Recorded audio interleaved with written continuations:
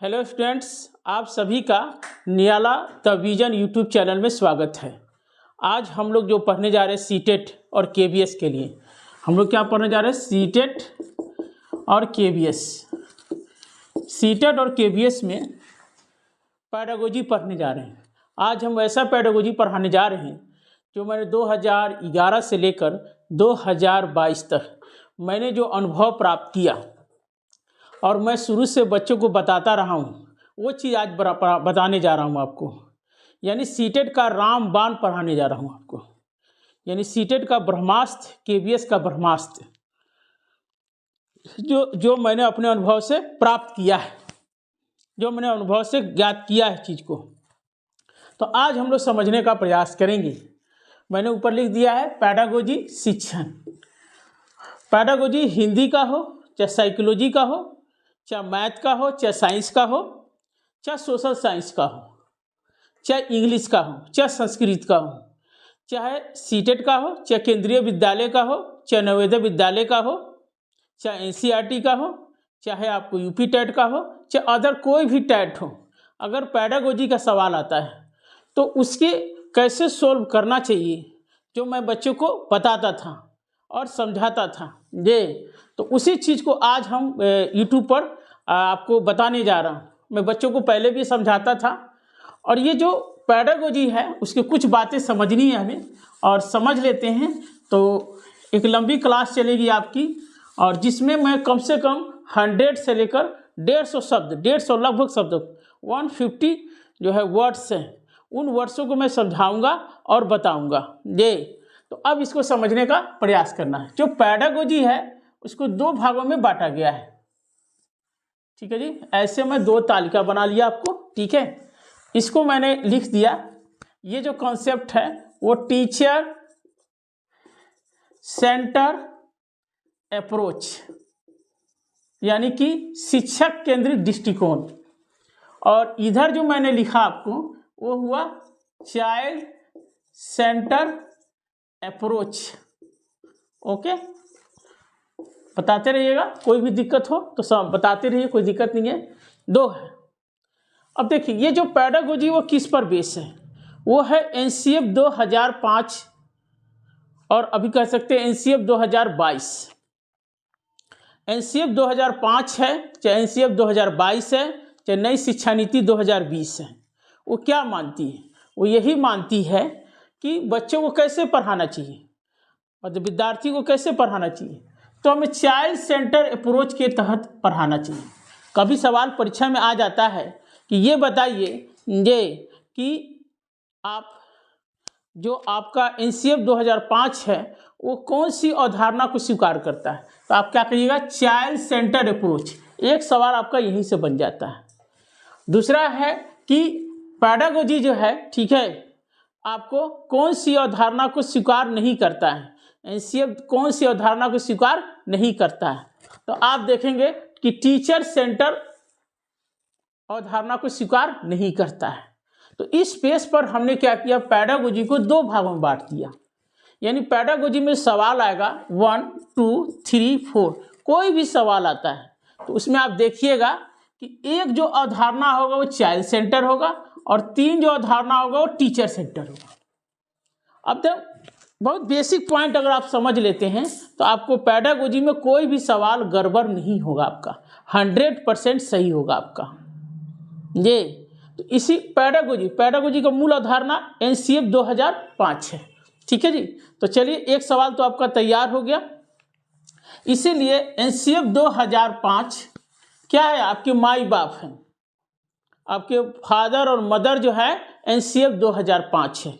जो लोग सीटेट देने जा रहे हैं, चाहे केंद्रीय विद्यालय देने जा रहे हैं, चाहे नवोदय विद्यालय देने जा रहे हैं। अभी केंद्रीय विद्यालय का जो आया है ये, उसमें आपको 60 नंबर का जो आपको डाल रखा है पैडागोजी और साइकोलॉजी का जो टॉपिक दे रखा है, तो वो जो है आपको इसी बेस पर है। मैं आपको ब्रह्मास्त्र बता रहा हूँ आपको, और ये मैं 2011 से लेकर 2022 का जो अनुभव है उसके आधार पर आपको समझाने का प्रयास कर रहा हूँ। बस आप चीज़ों को समझिएगा, और आपको कोई कहीं से भी पढ़ने की कोई ज़रूरत नहीं है, किताब पढ़ने की ज़रूरत नहीं है, किसी यूट्यूब चैनल देखने की ज़रूरत नहीं है। आप सिर्फ एक बार देखने का प्रयास कीजिए। ये निःशुल्क है, फ्री है। ताकि आप चीज़ों को समझिए। दूसरी अवधारणा ये समझना है, ये चाइल्ड सेंटर और टीचर सेंटर जो अवधारणा है वो कौन सी विचारधारा को मानता है, एक सवाल इस पर भी आता है। तो चाइल्ड सेंटर जो अवधारणा है, हम लोग पहला पॉइंट करके लिखते हैं, ये पहला पॉइंट आप लिखते चलिएगा, ठीक है। जो टीचर सेंटर अवधारणा है वो व्यवहारवाद को मानता है, जो बिहेवियरिज्म है उसको मानता है। अब देखिए, यानी कि व्यवहारवादी अवधारणा टीचर सेंटर अवधारणा को स्वीकार करता है, और जो सीटेड नहीं मानता है, सीटेड न टीचर सेंटर को मानता है न व्यवहारवाद को मानता है। यानी केबीएस भी एनसीएफ 2005 पर आधारित है। एनसीएफ में जो भी सवाल विगत वर्षों में आए हैं वो सब एनसीएफ 2005, और एनसीएफ 2005 न टीचर सेंटर को मानेगा और न आपको व्यवहारवाद को मानेगा। तब बैठा लीजिए चीज को। और ये जो अवधारणा मानता है वो है पहला पॉइंट निर्मितवाद, लिख लीजिएगा आप लोग, ये कंस्ट्रक्टिविज्म। इसका दूसरा हिंदी होता है संरचनावाद। देखिए, हिंदी पर हमें विश्वास नहीं है, ये इंग्लिश पर विश्वास है। दूसरा है रचनावाद है, ठीक है, ये चीज को स्वीकार करना है। और ये अवधारणा क्या मानता है, ये मानता है कि बालक जो है वो ज्ञान का निर्माता नहीं होता है, ये मानता है ये चीज का, यानी शिक्षक होता है, यानी शिक्षक ही ज्ञान का निर्माता है, शिक्षक ही ज्ञान की रचना करता है। और निर्मितवाद कहता है ठीक इसका उल्टा है, विपरीत अवधारणा है। ये कहता है कि नहीं, बालक जो है ज्ञान का निर्माता है, बालक ज्ञान का निर्माता है। और इसमें जो टीचर है वो क्या है, एक सहायक की भूमिका निभाता है। क्या है, एक सहायक की भूमिका निभाता है। अंडरस्टैंड? सहायक क्या है, टीचर क्या है, सवाल आता है परीक्षा में, फैसिलेटर है। टीचर क्या है, एक फैसिलेटर है। टीचर क्या है, एडवाइजर है। फैसिलेटर माने बढ़ावा देने वाला। हिंदी इसका कुछ भी हो सकता है, इंग्लिश देखिएगा, इंग्लिश को जरूर देखिएगा। फैसिलेट करने वाला, एडवाइजर सलाह देने वाला, काउंसिलर परामर्श देने वाला, मोटिवेटर है अभिप्रेरणा देने वाला। कितना सवाल आता है, इस पर सवाल परीक्षा में आता है। टीचर को कैसा होना चाहिए, इंडिविजुअल डिफरेंसेस वाला होना चाहिए। डिफरेंसेस मतलब व्यक्तिगत विभिन्नता। इसका मतलब है कि हर बालक की पृष्ठभूमि अलग अलग होती है, इसलिए टीचर को पढ़ाते समय ध्यान रखना चाहिए कि हमारे क्लास में जो भी बच्चे हैं उनका जो पृष्ठभूमि है वो सब अलग अलग है। ठीक है जी, सब में सीखने का तरीका एक समान नहीं होता है। और टीचर सेंटर क्या मानता है, टीचर कैसा होता है, इसमें अधिनायकवादी होता है। देखिए, और ये जहां भी आएगा गलत हो जाएगा, क्योंकि एनसीएफ 2005 इसको नहीं मानता है। इसको इंग्लिश बोलते हैं डिक्टेटर। ठीक है जी, ये मानता है कि सत्तावादी होता है, मतलब अथॉरिटियन होता है। अथॉरिटी होता है तो गलत हो जाएगा, सत्तावादी होता है, डिक्टेटर होता है। ठीक है जी, तो जो टीचर सेंटर वो ये मानता है, लेकिन चाइल्ड सेंटर टीचर को डिक्टेटर नहीं मानता है, टीचर को अथॉरिटी नहीं मानता, सत्तावादी नहीं मानता है। ठीक है जी, टीचर को कैसा होना चाहिए, तो लोकतांत्रिक होना चाहिए, डेमोक्रेटिक होना चाहिए। आपको बहुत सारे सवाल पूछेंगे। जो सीटेट है चाहे केबीएस है, जो पैडागोजी है, जो 60 नंबर का जो केबीएस में सवाल आ रहा है, ये जो बच्चे परेशान हैं कि कहाँ से आएंगे। पहले 100 नंबर का आता था पीआरटी में, अब उन्होंने कर दिया बाद में 20 नंबर का, अब इस बार जो है 60 नंबर का है। ये आप ऐसे टीचर से पढ़िए।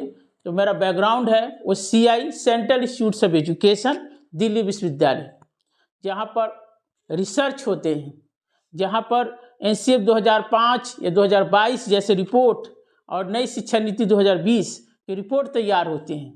मैंने ऐसे संस्थानों से पढ़ा है और समझा इस चीज़ को, जहाँ पर सीटेट का क्वेश्चन भी तैयार होता है उनसे, और वहाँ के जो टीचर हैं वो बहुत ही शिक्षाविद हैं, ग्रेट एजुकेशनिस्ट हैं वहाँ पर। तो चीज़ों को समझने का प्रयास कीजिए। आप सीटेट में चाहे पेडागोजी को रटने का प्रयास करते हैं, इसीलिए दिक्कत होता है। तो आप देखिएगा यही सवाल परीक्षा में घूम घूम के आता है। टीचर सेंटर भी बहुत सारे सवाल आते हैं, ठीक है जी। तो इस चीज़ को हमें समझना पड़ेगा, ठीक है जी। तो ध्यान रखिएगा, एक सवाल तो आपसे यही पूछ देगा कि एनसीएफ 2005 कौन सी अवधारणा पर पूछा गया है? कंस्ट्रक्टिविज्म। जी, एनसीएफ 2005 कौन सी अवधारणा को नहीं मानता है? तो व्यवहारवाद को नहीं मानता है। अब आप लोग समझ गए, टीचर सेंटर व्यवहारवाद को मानता है, चाइल्ड सेंटर आपको कंस्ट्रक्टिविज्म, ठीक है जी। अब दो विरोधी विचारधारा है, ठीक है। सीटेट इसे मानता है, सीटेट इसे नहीं मानता है। अब इसमें बहुत सारे शब्द लिखाएंगे। पहला शब्द तो लिखा गया, आपका पहला वर्ड लिखा गया। अब ऐसे वर्ड इसमें कम से कम 70, 80, 90, 100 भी जा सकते हैं, और इसमें भी 60, 70, 80 भी जा सकते हैं। यानी 150-200 का मसाला तैयार हो जाएगा आपका। एक क्वेश्चन एक परमाणु बम के समान है, एक एक पॉइंट।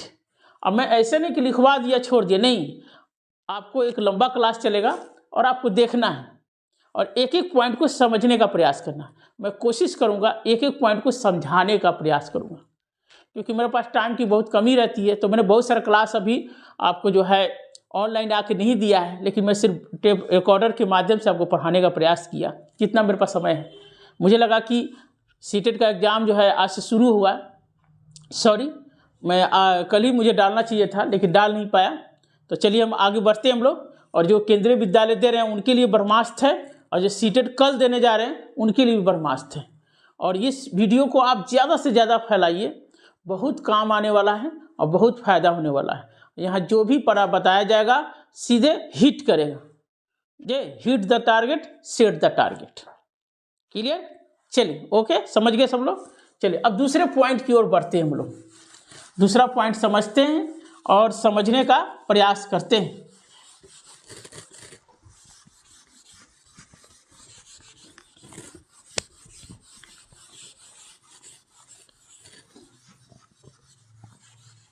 चलिए दूसरे पॉइंट की ओर हम लोग समझने का प्रयास करते हैं, ठीक है। दूसरा पॉइंट ये है कि दूसरा पॉइंट हम लोग को ये पढ़ना है यहाँ पर कि जहाँ भी रटना होगा गलत हो जाएगा, जहाँ भी याद करना होगा गलत हो जाएगा, जहाँ भी कंठस्थ लिखा रहेगा गलत हो जाएगा, जहाँ भी स्मरण लिखा रहेगा गलत हो जाएगा, जहाँ भी प्रत्यास्मरण लिखा रहेगा गलत हो जाएगा, कहीं पर भी। क्योंकि शिक्षा का उद्देश्य कभी नहीं है कि बच्चों को रटाकर पढ़ाना चाहिए, शिक्षा का उद्देश्य कभी नहीं है कि उसको कंठस्थ करके पढ़ाना चाहिए। इसका क्या मतलब? बिना समझे याद करना, इसका मतलब यही है। आपको समझ में आए ना, रट जाइए। तो इसलिए वर्ड जहाँ भी होगा गलत हो जाएगा। इंग्लिश में हो जाएगा रोट मेमोराइजेशन, मेमोराइज करना गलत हो जाएगा। इंग्लिश में आएगा तो मेमोराइजेशन, रोट मेमोराइजेशन। तो फिर कैसा होना चाहिए ये देखिए दूसरा पॉइंट। मतलब चाइल्ड सेंटर क्या मानता है? चाइल्ड सेंटर कहता है कि ये नहीं होना चाहिए। तो क्या होना चाहिए? यानी जो भी कुछ पढ़िए समझ कर पढ़िए, अंडरस्टैंडिंग। क्या पढ़ना चाहिए? अंडरस्टैंडिंग, कंप्रीहेंड करके पढ़िए। लिखा रहेगा कंप्रीहेंड, कंप्रीहेंड करके पढ़ना चाहिए। क्या पढ़ना चाहिए? कंप्रीहेंड करके पढ़ना चाहिए, समझ कर पढ़ना चाहिए। जे क्या पढ़ना चाहिए? अर्थ, अर्थ लगा कर पढ़ना चाहिए। मतलब मीनिंगफुल, जो कुछ भी पढ़िए मीनिंगफुल होकर पढ़िए, मीनिंग लगा के पढ़िए, अर्थ का निर्माण करके पढ़िए। और ये चीज़ जहाँ भी होगा सही हो जाएगा, जहाँ भी समझना लिखा होगा सही हो जाएगा, जहाँ भी कंप्रीहेंड होगा सही हो जाएगा। इसका दूसरा हिंदी होता है बोध, तीसरा होता है अबोध लिखा रहेगा। ठीक है जी, समझ में आ रहा है सबको? कोई दिक्कत नहीं।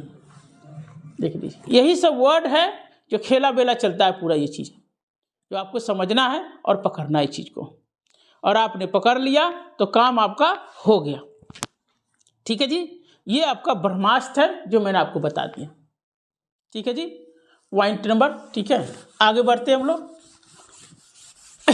पॉइंट बनाते चलिएगा आप लोग। अगला जो भी पॉइंट होगा, तीसरा पॉइंट जो है ये, जहां भी केवल आएगा गलत हो जाएगा। जहां भी केवल का दूसरा वर्ड होता है सिर्फ, कहीं भी लिखा रहेगा सिर्फ, किसी लाइन में अगर सिर्फ लिखा है तो गलत हो जाएगा। किसी लाइन में लिखा होगा ही तो गलत हो जाएगा। किसी लाइन में लिखा होगा एकमात्र, गलत हो जाएगा। कहीं लिखा होगा मात्र, गलत हो जाएगा। केवल, सिर्फ, एकमात्र, मात्र और सब बात का वल्ली। इसका क्या मतलब? इसका ये मतलब होता है, हम लोग क्या पढ़ रहे हैं, हम लोग एजुकेशन पढ़ रहे हैं। और इसमें क्या होता है, एक चीज के अनेक कारण हो सकते हैं। जैसे एक बालक विद्यालय नहीं आता है, एक बालक विद्यालय में बार बार फेल हो रहा है, तो उसके कितने कारण हो सकते हैं? अनेक कारण हो सकते हैं। एक बच्चे को समझ में नहीं आ रहा है, तो कितने कारण हो सकते हैं? तो अनेक कारण हो सकते हैं। और ये कह रहा है कि एक ही कारण है। इसीलिए मैंने कहा कि ये शब्द जहां भी आएगा, केवीएस में हो, चाहे एनबीएस में हो, चाहे सीटेट में हो, कहे कि मैंने कहा ब्रह्मास्त्र है, ये पेडागोजी का ब्रह्मास्त्र। आपको कहीं भी कुछ पढ़ने की जरूरत नहीं है, आप कहीं भी इसको यूज कर सकते। मैं समझा रहा हूँ आपको, देखिए आपको बता रहा हूँ चीज को, ठीक है जी। तो ये पॉइंट बहुत इंपॉर्टेंट है। आपको बहुत सारा सवाल सीटेट में 150 में से 90 नंबर की जो पेडागोजी आती हैं, उसमें से कम आपका ये 30-40 सवाल तो यही सोल्व करा देगा आपको। 40 से 50 बता रहे हैं आपको, क्योंकि सीटेट बहुत सवाल जो बनाता हो इन सब शब्दों का बहुत यूज करता है, बहुत एक्सेस यूज करता है, ठीक है जी। तो ये चीज़ समझ गए चीज़ को। अब आइए तीसरा पॉइंट।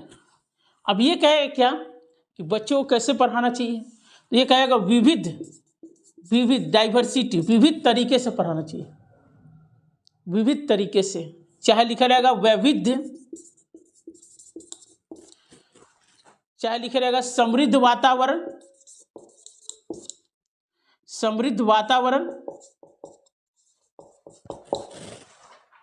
ठीक है जी। समृद्ध वातावरण मतलब वही डाइवर्सिटी।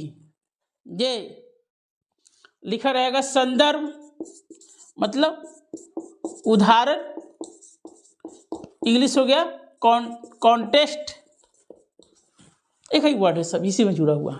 कहीं भी विविध लिखा है, विविध तरीके से पढ़ाना चाहिए, विविध तरीके से पढ़ाना चाहिए, अलग अलग तरीके से पढ़ाना चाहिए, समृद्ध वातावरण में पढ़ाना चाहिए।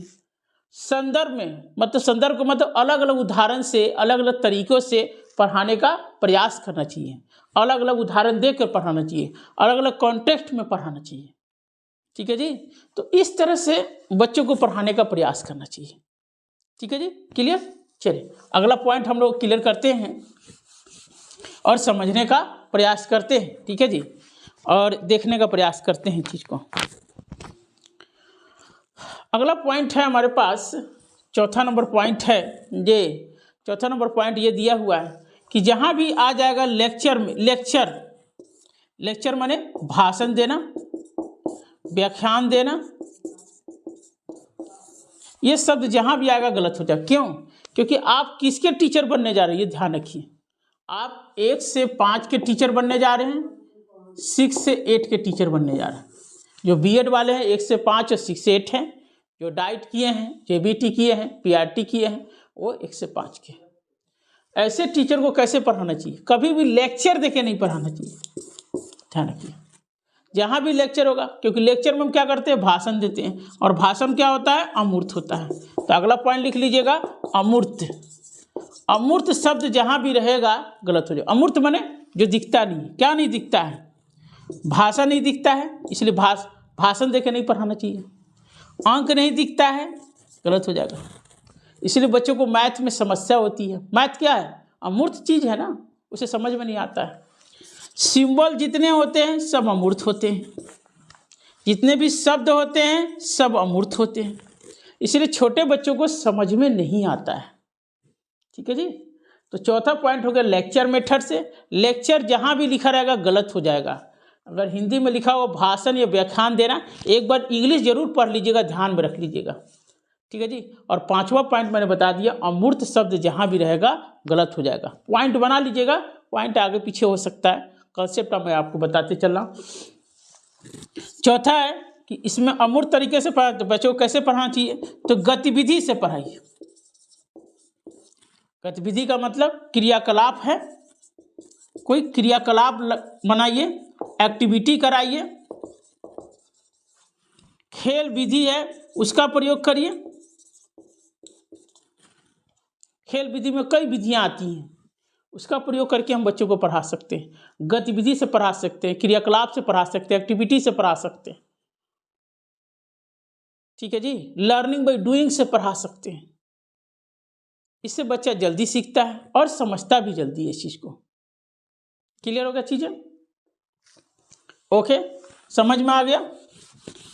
कोई भी डाउट हो, मैंने कहा ना आपको 200% गारंटी में ले रहा हूं कि आपका पेडागोजी में सवाल एक भी गलत नहीं होगा, सीटेट में और केंद्रीय विद्यालय में, चाहे नवोदय विद्यालय में, चाहे केबी में दे रहे हैं, चाहे टीजीटी वाले हो, चाहे पीजीटी वाले हो, चाहे पीआरटी वाले हो, चाहे सीटेट में पेपर फर्स्ट हो, चाहे पेपर सेकेंड हो, कोई भी पेडागोजी का बाप है ये। मैं जो आप पढ़ाने जा रहा हूँ ब्रह्मास्त्र है ये मैं बता रहा हूँ, 10 साल 12 साल का अनुभव बता रहा हूँ। ठीक है जी, आज बता रहा हूँ। पांचवा पॉइंट यहाँ मूर्त है, तो यहाँ क्या होगा, बच्चों को कैसे पढ़ाना चाहिए, मूर्त तरीके से। इंग्लिश होता है इसका कंक्रीट, इसका इंग्लिश होता है अमूर्त का एब्स्ट्रैक्ट। जहाँ भी एब्स्ट्रैक्ट शब्द लिखा रहेगा गलत हो जाएगा, गलत है। ये होगा कंक्रीट। कंक्रीट का दूसरा अर्थ होता है ठोस। ठोस का मतलब होता है दृश्य, जो प्रत्यक्ष है। यानी बच्चों को कैसे पढ़ाना चाहिए, छोटे बच्चे कैसे होते हैं, मूर्त तरीके से सीखते हैं। जैसे एप्पल कहोगे तो आप नहीं समझेंगे, आप उसको एप्पल का चित्र दिखाओगे, चाहे एप्पल दिखाओगे, जैसे ताजमहल के बारे में पढ़ा रहे हो तो आप बच्चे नहीं समझेंगे। और ताजमहल का चित्र दिखा दोगे, चाहे ताजमहल का मतलब दौरा करा दोगे आप, आगरा में ताजमहल है, चलिए दिखा देते हैं, बच्चों को याद हो जाएगा। यानी छोटे बच्चे मूर्त तरीके से सीखते हैं, मूर्त तरीके से सीखते हैं। ठीक है जी, चलिए अगला पॉइंट हम लोग देखते हैं। ये तेजी से समझ रहे, सब एक एक क्वेश्चन आपके लिए विस्फोट के समान है, ये सुनामी के समान है। आपको कुछ पढ़ने की ज़रूरत नहीं है, ये इसी को समझने का। इस वीडियो को बार बार रिवाइंड करिए, आपको पूरा चीज़ समझ में आ जाएगा कि ये क्या है नहीं है।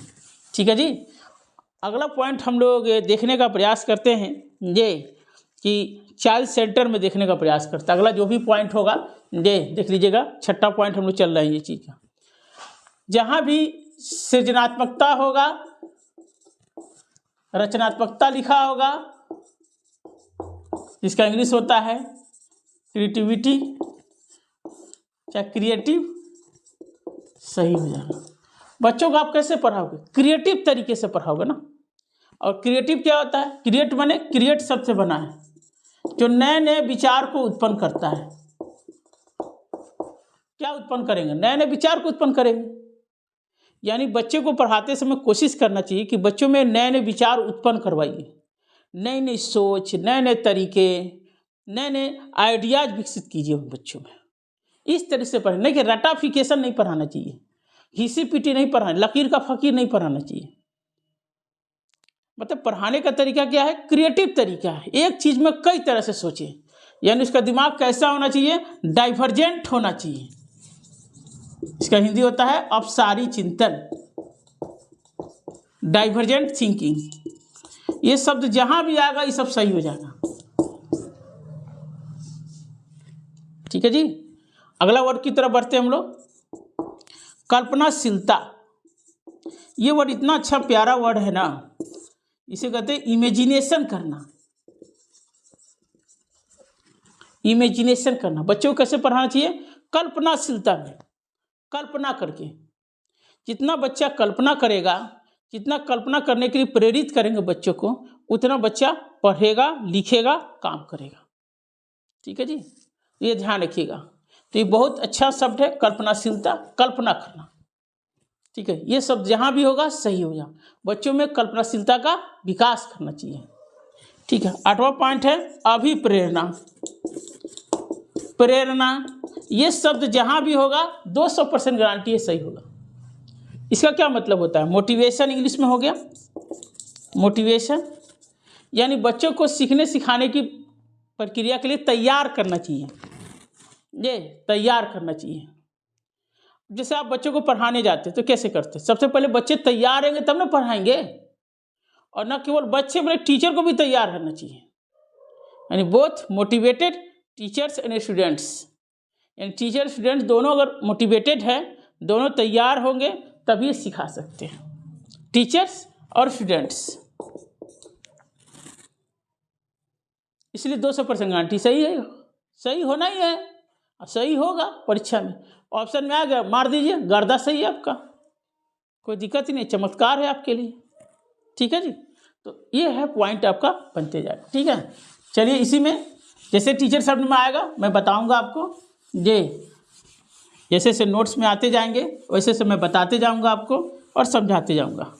आप लोग अपना अपना पॉइंट बना लीजिएगा। पॉइंट हमको इतना नहीं आती, 9 नंबर शायद है। ठीक है, ठीक है, अपना पॉइंट बनाते जाइएगा, नोट्स बनाते जाइएगा। आपके लिए एक ये आखिरी क्लास है, लेकिन आखिरी तीर है। और आखिरी तीर कैसे देख लीजिए, जहाँ भी लिखा रहेगा संवाद, बातचीत, बातचीत का दूसरा हिंदी होता है संप्रेषण, लिखा रहेगा अंतःक्रिया। ठीक है, संवाद, बातचीत, संप्रेषण, ये अंतःक्रिया। इंग्लिश तो जानते ही हैं, dialogue process, conversation, interactionism, interactionism, ये शब्द जहां भी आएगा सही है। बच्चों को कैसे पढ़ाइएगा? बच्चों को बातचीत करके पढ़ाना चाहिए। जितना बातचीत करके पढ़ाएंगे बच्चा उतना ही सीखेगा। और टीचर सेंटर क्या है? बातचीत करके नहीं, चुप्पी की संस्कृति। एक पॉल फ्रेरे थे, उन्होंने कहा था, आलोचना किया था व्यवहारवाद का।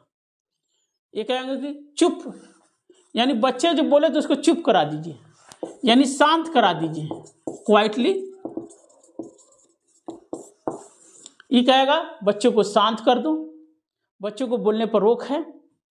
दे डांटना, पीटना, बलपूर्वक व्यवहार करना, कठोरता, ये शब्द जहां भी आएगा गलत हो जाएगा, ध्यान दीजिए। इसका मतलब यह है, ये कहता यही है कि बच्चों को चुप करके पढ़ाना चाहिए। और ये चाइल्ड सेंटर कभी नहीं मानेगा इस चीज़ को। ये क्या है? गलत है, ध्यान रखना। और देखिए आपके ऑप्शन में यही सब लिखा रहता है और आप लोग गड़बड़ा जाते हैं। आप लोग कैसे बनाते हैं? आप लोग ऐसे ही बनाते हैं कि हमारे टीचर ने कैसे पढ़ाया और हम एक टीचर है तो हम पढ़ा रहे हैं। दोनों बात गलत है। हमें कैसे चलना है? एनसीएफ 2005 के अनुसार चलना है। एनसीएफ 2005 क्या कहता है उसके अनुसार देखने का प्रयास करना है। ठीक है जी, और ये समझने का प्रयास करना है। ठीक है जी, क्लियर? चलिए अगला पॉइंट हम लोग देखते हैं और समझने का प्रयास करते हैं। एक एक पॉइंट को क्लियर करते हुए चलते हैं। अगला पॉइंट है आकलन। ये बहुत VVI सवाल है, परीक्षा में आता है। ठीक है जी, आकलन कैसा होना चाहिए?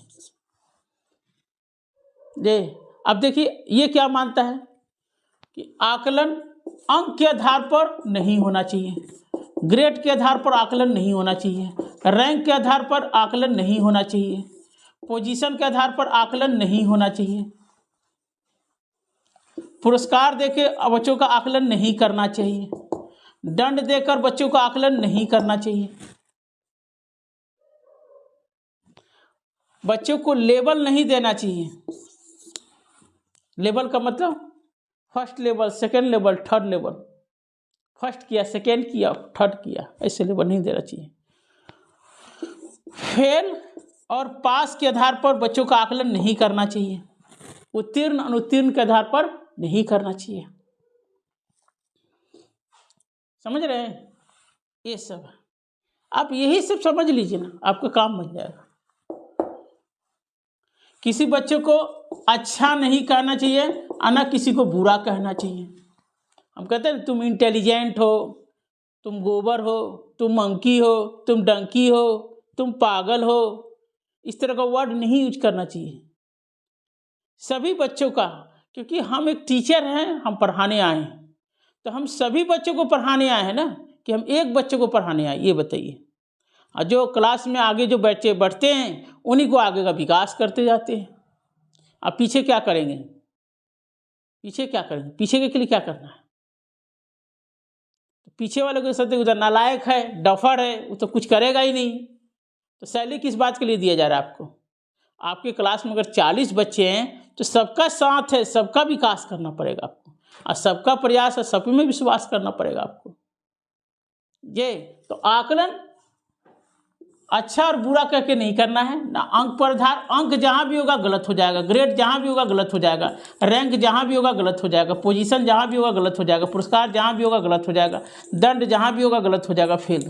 तुलना लिख लीजिएगा, तुलना, तुलना नहीं करना है, बच्चों के बीच तुलना नहीं करना है कि शर्मा जी के बेटा को 90% आया, गुप्ता जी के बेटा को 50% आया। अब तुलना कर दिया तो हीन भावना का विकास हो गया। अब 50% वाला क्या करेगा, फांसी लगा के मर गया।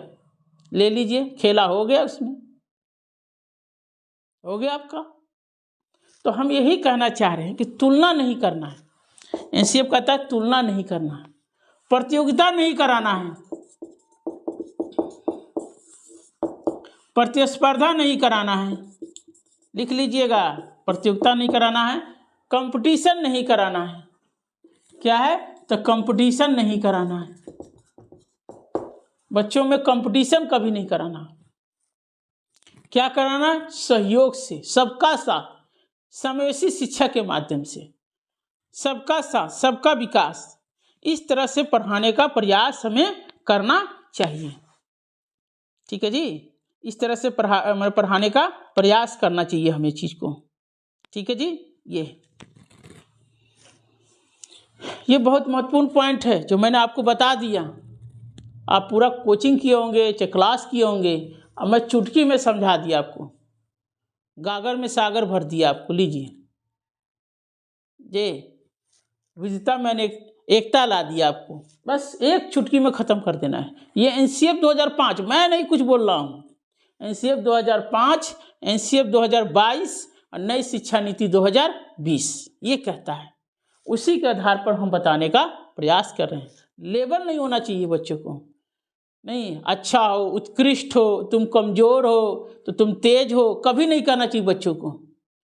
कहना चाहिए कि सभी बच्चों का विकास होगा, सभी तरह से विकास होगा। ठीक है जी, ये है। चलिए लिख लिया सब लोगों ने, आप लोगों ने? ठीक है जी, ठीक है, ओके, लिख लिया, ठीक है, तैयार हो गए। चलिए अच्छा बात है, चलिए बहुत बढ़िया। तो फिर आकलन है क्या? चलिए इसको भी लिख लेते हैं। आकलन है क्या? आकलन का काम क्या है? आकलन का काम एक ही होता है कि सीखने की प्रक्रिया में सुधार करना। क्या करना है? सीखने की प्रक्रिया में सुधार करना है। हमें सीखने की प्रक्रिया में सुधार करना है। सीखने सिखाने की जो प्रक्रिया है उसमें सुधार, सीखने की क्षमता में सुधार करना है। जो सीखने की क्षमता है उसमें सुधार करना है। ओके, ठीक है जी, ओके, हाँ, सीखने की प्रक्रिया में सुधार करना है, ये सीखने की क्षमता में सुधार करना है। ठीक है जी। दूसरा पॉइंट है जो आपको समझना है, वो क्या है? आकलन क्या है? सीखने की प्रक्रिया का अभिन्न अंग है। सीखने की प्रक्रिया का अभिन्न अंग है। आकलन क्या है? सीखने की प्रक्रिया का अभिन्न अंग है। मतलब एक ही सिक्के के दो पहलू हैं। सीखना उतना ही महत्वपूर्ण है जितना हमें आकलन महत्वपूर्ण है। ठीक है जी, तो ये समझने का प्रयास कीजिए कि सीखने की प्रक्रिया का अभिन्न अंग है, जो बहुत इंपॉर्टेंट पॉइंट है। यही सब लाइन देते रहता है, इसी को घुमाएगा फिराएगा, ऊपर करेगा नीचे करेगा, नीचे करेगा ऊपर करेगा, दाएं करेगा बाएं करेगा, बाएं करेगा दाएं करेगा, और आपको इसे घबराने की कोई ज़रूरत नहीं है। ठीक है जी, क्लियर हो गया चीज़ें? अगला पॉइंट पढ़ते हैं हम लोग, अगला पॉइंट पढ़ते हैं हम लोग जे, और देखने का प्रयास करते हैं हम लोग जे।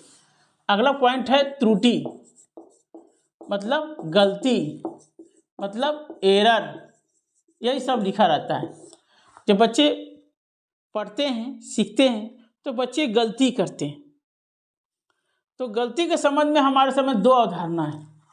हम लोग क्या करते हैं, गलती होता है तो बच्चों को डांटने लगते हैं, पीटते हैं, गलती के स्थान पर हम लोग क्रॉस कर देते हैं, गलती के स्थान पर हम लोग अंडरलाइन कर देते हैं, ये सब हम लोग काम करते हैं। नंबर काट लेते हैं, ये सब ऑप्शन में लिखा रहता है। जब कोई बच्चा गलती करता है तो टीचर क्या करता है, एक ऑप्शन में लिखा रहेगा डांट दो, एक लिखा रहेगा पीट दो, एक लिखा रहेगा क्रॉस कर दो, एक लिखा रहेगा नंबर काट लो, अंडरलाइन कर दो। लेकिन इसको सीटेड नहीं मानता है। क्या है, ये सब गलत है, जान लीजिएगा। चाहे आप डांटते हैं, पीटते हैं, क्रॉस कर देते हैं, अंडरलाइन कर देते हैं, क्या करना चाहिए?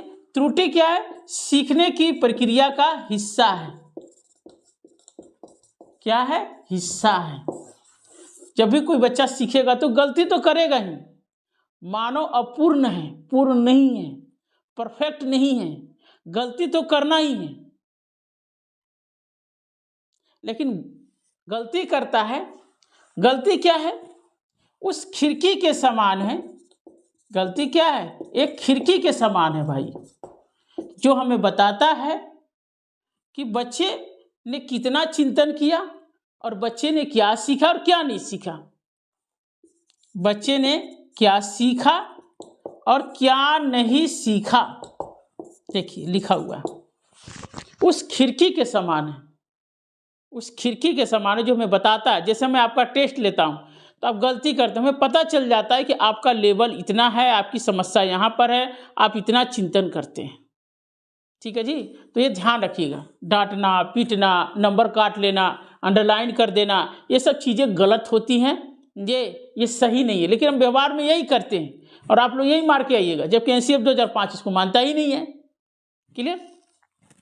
चलिए अगले सवाल की ओर हम लोग, अगले पॉइंट की ओर बढ़ते हैं और समझने का। ये मैंने जो बताया आपको बहुत इंपॉर्टेंट पॉइंट बताया। अभी तो शुरुआत ही हुआ है, अभी बहुत पॉइंट सब समझाना है आपको और बताना है हमें इस चीज़ को। अगला पॉइंट है, जब बच्चों को हम लोग पढ़ाते हैं, ठीक है, और बताते हैं, तो हम पढ़ाने से पहले क्या करते हैं? विद्यार्थियों का जो प्रीवियस नॉलेज होता है उसका ध्यान रखना चाहिए, पूर्व ज्ञान। हमें कोई भी टॉपिक पढ़ाना है तो पढ़ाने से पहले कोशिश करना चाहिए, टॉपिक को शुरू करने से पहले हम लोग प्रीवियस नॉलेज की बात करना चाहिए कि बच्चों का प्रीवियस नॉलेज देखना चाहिए। तो देखो लिखा रहेगा प्रीवियस नॉलेज, पूर्व ज्ञान, तो ये सही हो जाएगा। क्या हो जाएगा? सही हो जाएगा। जैसे मैंने कोई टॉपिक, जल टॉपिक शुरू करना है, तो वाटर पढ़ाना है, तो बच्चों से पहले हम बात करेंगे कि आप वाटर के बारे में अब क्या जानते हो, पेड़ पौधे के बारे में क्या जानते हो। कोई भी टॉपिक शुरू करने से पहले बच्चों से हम लोग बातचीत करते हैं, और ये ऑप्शन में बहुत देता है आपको, ये बहुत देता है ये चीज़। ठीक है जी, ये क्लियर होगा।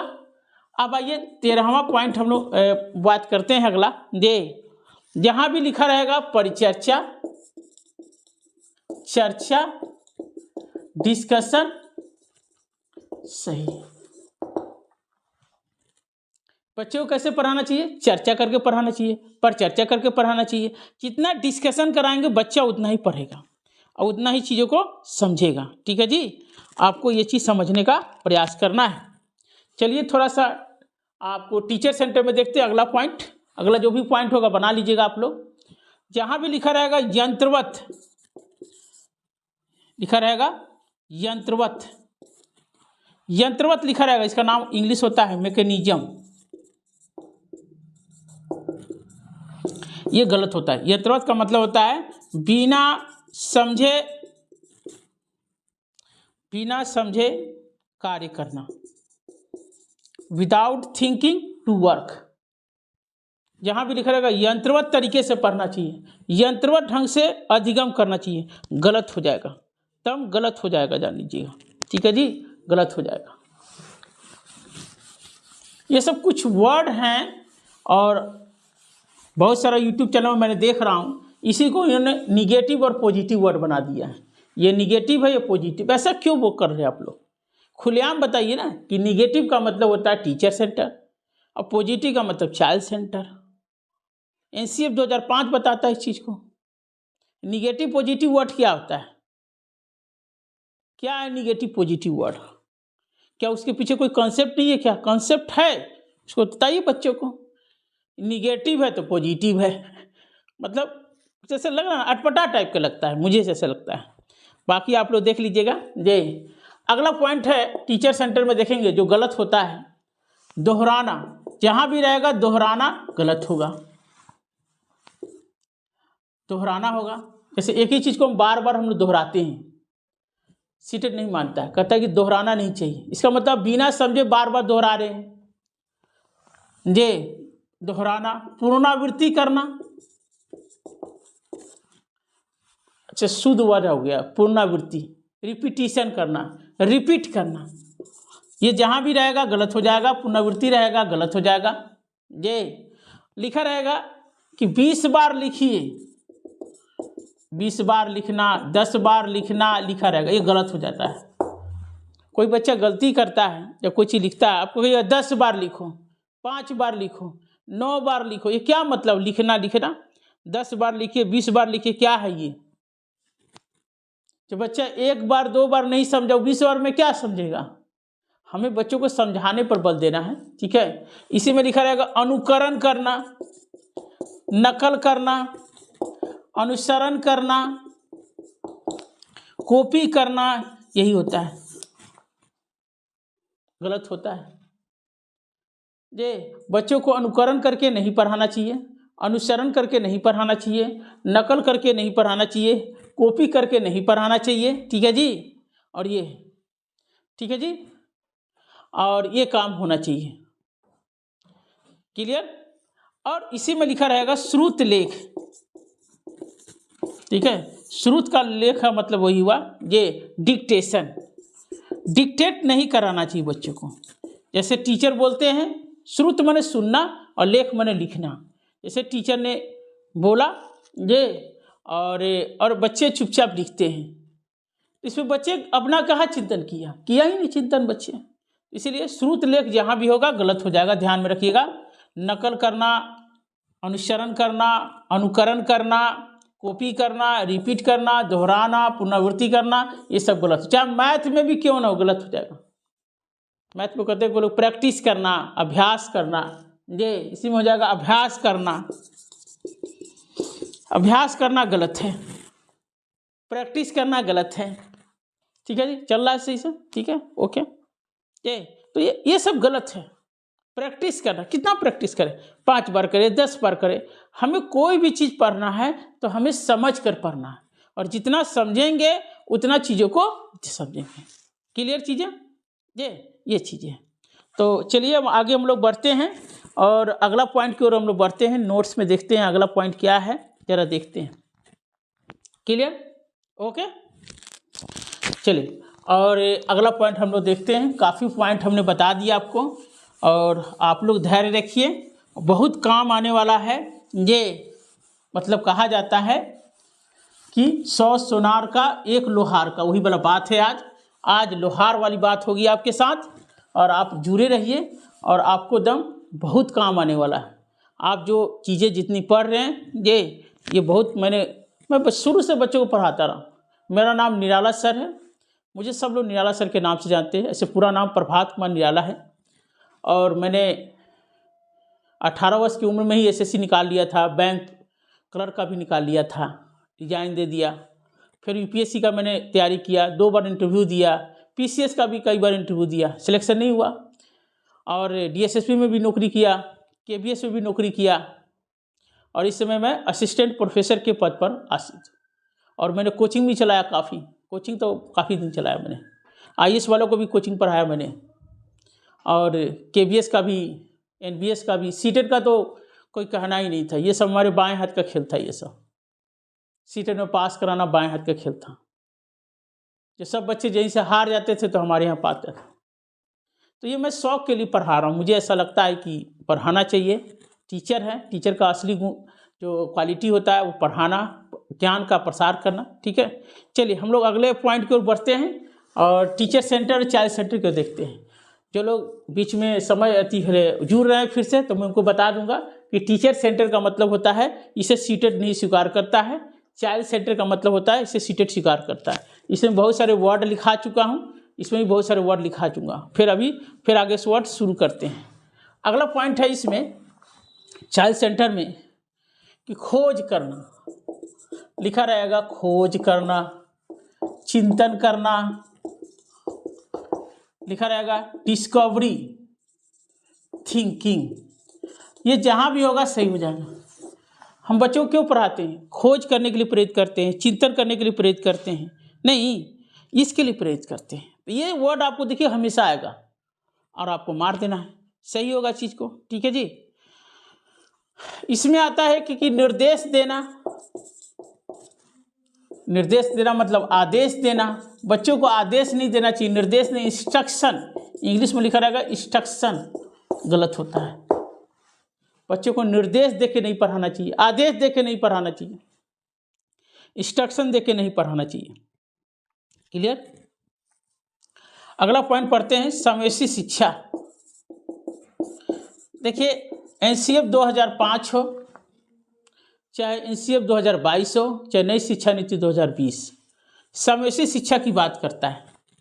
देखिए जब समावेशी शिक्षा है क्या, ये समावेशी शिक्षा का मतलब है ऐसा क्लासरूम जहाँ सभी तरह के बच्चे पढ़ सकते हैं, चाहे वो प्रतिभाशाली बालक हो, चाहे क्रिएटिव बालक हो, चाहे औसत हो, चाहे पिछड़ा हो, चाहे निर्योग बालक हो, सभी बालक एक साथ। यानी इसको एक लाइन में कह सकते हैं, सबका साथ, सबका विकास, सबका प्रयास, सबका विश्वास। यही समावेशी शिक्षा। जहाँ ऐसा क्लासरूम जो सभी बच्चों को प्रवेश दिया जाता है, कोई भेदभाव नहीं किया जाता है। समावेशी शिक्षा का मतलब टीचर्स कैसा होना चाहिए, समावेशी शिक्षा। विद्यालय कैसा होना चाहिए, समावेशी होना चाहिए। लर्निंग कैसा होना चाहिए, समावेशी होना चाहिए। पाठ्यक्रम कैसा होना चाहिए, समावेशी होना चाहिए। पाठ्यक्रम हो, चाहे लर्निंग हो, चाहे विद्यालय हो, चाहे टीचर हो, सब क्या होना चाहिए, इन बच्चों को ध्यान में रखकर होना चाहिए। तो ये वर्ड जहाँ भी देखिए, अब जब सवाल आता है परीक्षा में तो क्या करता है आपको देखिएगा, समावेशी शिक्षा एक ऑप्शन में दिया रहेगा, दूसरे में क्या लिखा रहेगा, पृथक विद्यालय, मतलब अलग विद्यालय होना चाहिए। पृथक टीचर यानी अलग टीचर होना चाहिए। पृथक पाठ्यक्रम, गलत हो जाएगा, गलत हो जाएगा, गलत हो जाएगा, 100% गलत हो जाएगा। ठीक है जी, यही लिखा रहता है और आपको देखना है चीज़ को। तो ये बहुत इंपॉर्टेंट फैक्ट बता रहा हूँ, बहुत इंपॉर्टेंट फैक्ट है जो हमेशा परीक्षा में आते रहता है, सवाल आते रहता है, जो आपको पकड़ना है और आपको देखना है, और समझ लेंगे तो काम हो गया आपका, ये आपके लिए काम बन गया चीज़ को। इसमें आते हैं, जहाँ भी प्रतियोगिता लिखा रहेगा गलत हो जाएगा, ध्यान रखिएगा, पहले ही बता रखा हूँ। प्रतिस्पर्धा लिखा रहेगा गलत हो जाएगा, स्पर्धा लिखा रहेगा गलत हो जाएगा। कंपटीशन, जिसको इंग्लिश में बोलते हैं कंपटीशन, कंपटीशन लिखा रहेगा गलत हो जाएगा, गलत हो जाएगा चीज़ को। ठीक है जी, और इस चीज़ को समझने का प्रयास करना है हमें। ठीक है जी, और अगले पॉइंट की ओर बढ़ते हैं हम लोग, ये अगले पॉइंट की ओर बढ़ते हैं ये, और अगले पॉइंट को समझते हैं। जो भी है अगला पॉइंट बनाते चलिएगा आप लोग, ये हमें पॉइंट थोड़ा ध्यान नहीं है, ठीक है, लेकिन कॉन्सेप्ट आपके सामने मैं प्रस्तुत करूँगा, जो आपको समझने का प्रयास करना है इस चीज़ को। ठीक है, एक एक पॉइंट को लिख लीजिएगा और आप क्वेश्चन, कोई भी ईयर का क्वेश्चन बनाने का प्रयास कीजिए, चाहे सीटेट का, चाहे केंद्रीय विद्यालय का। जो 60 नंबर डाला है केवीएस में, अब मैं बता रहा हूँ, उसमें अधिकांश क्वेश्चन पैडागोजी के ही पूछेंगे, क्योंकि केवीएस और सीटेट एक ही भाई है। ठीक है जी, सीटेट थोड़ा ज़्यादा पैडागोजी पूछता है, लेकिन केवीएस में उससे थोड़ा कम पूछेगा, लेकिन पूछेगा जरूर आपसे। ठीक है जी, कुछ थ्योरेटिकल क्वेश्चन पूछता है केवीएस और पैडागोजिकल क्वेश्चन पूछता है। सीटेट जो है 90% पैडागोजी पूछता है, तो कोई बात नहीं है, लेकिन ये काम बहुत आएगा, बहुत मदद करेगा आपको, और ये समझने का प्रयास करना है। ठीक है, चलिए अगला पॉइंट हम लोग पढ़ते हैं। जहाँ भी फीडबैक शब्द लिखा रहेगा सही हो जाएगा, इसका हिंदी होता है प्रतिपुष्टि। फीडबैक क्या होता है, जैसे बालक जो है सीखने की प्रक्रिया से जुड़ा हुआ है जे, और बालक में कुछ समस्या होती है, कहीं दिक्कत होती है, तो हम लोग क्या करते हैं, हम बालक को समय पर सुझाव देते हैं।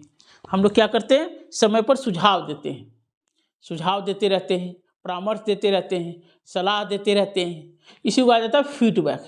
तो सही चीज़ है ना, बच्चों को फीडबैक देना चाहिए ताकि बच्चे में सुधार होते रहता है।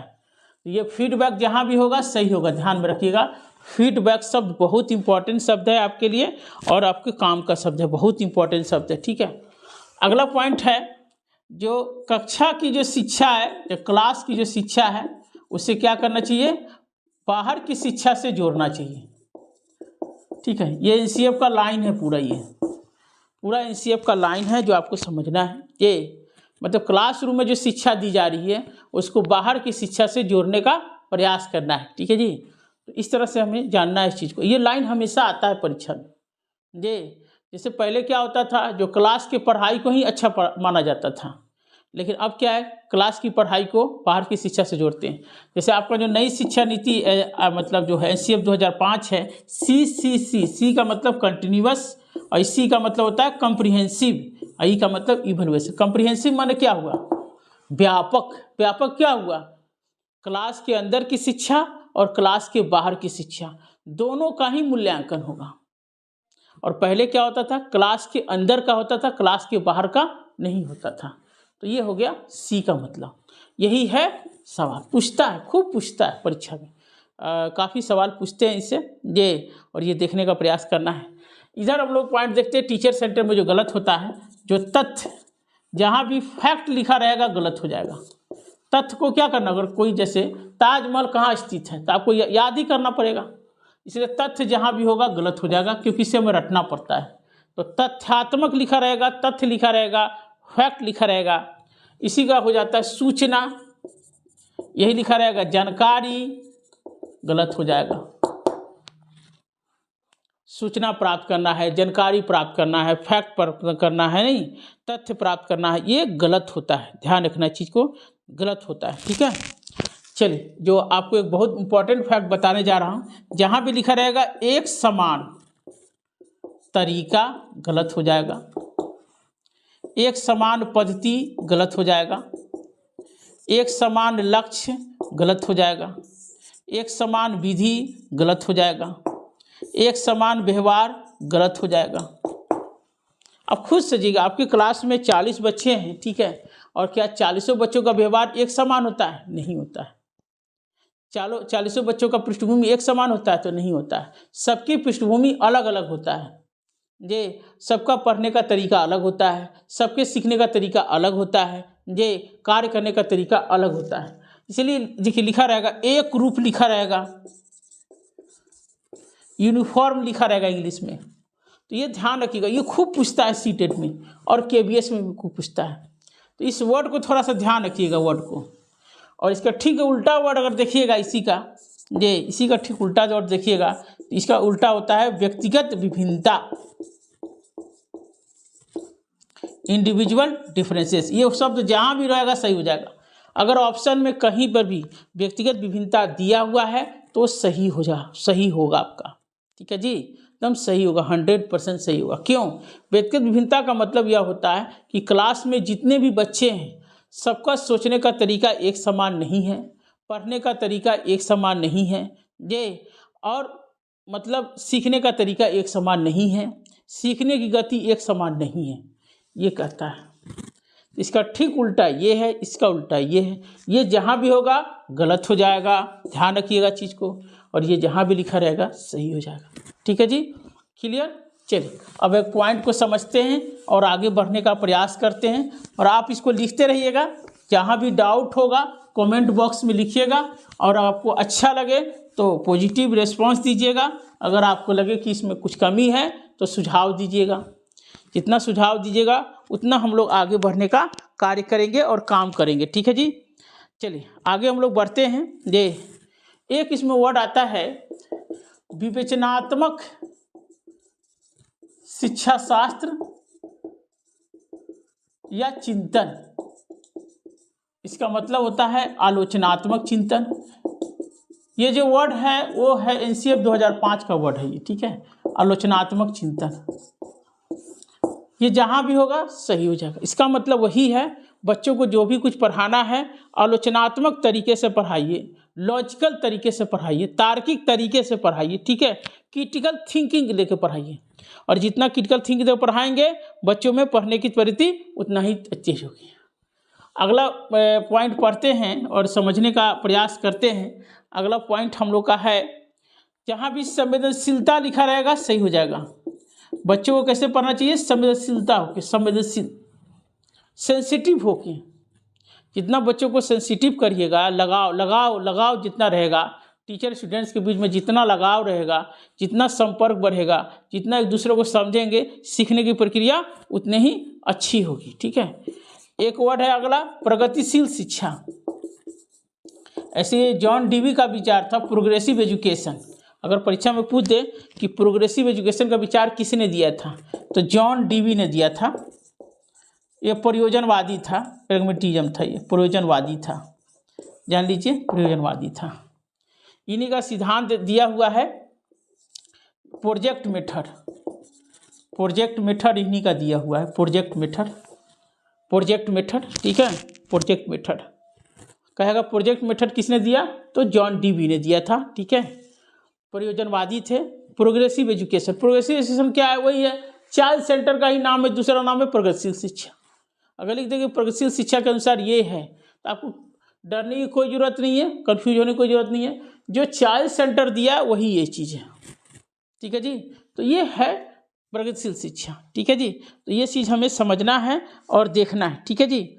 आगे हम लोग वर्ड है जो हम लोग देखने का प्रयास करते हैं। इसमें बहुत सारा वर्ड है हमारे पास, वर्डों का खजाना है हमारे पास, और एक एक चीज़ को समझने का प्रयास करते हैं हम लोग, देखने का प्रयास करते हैं।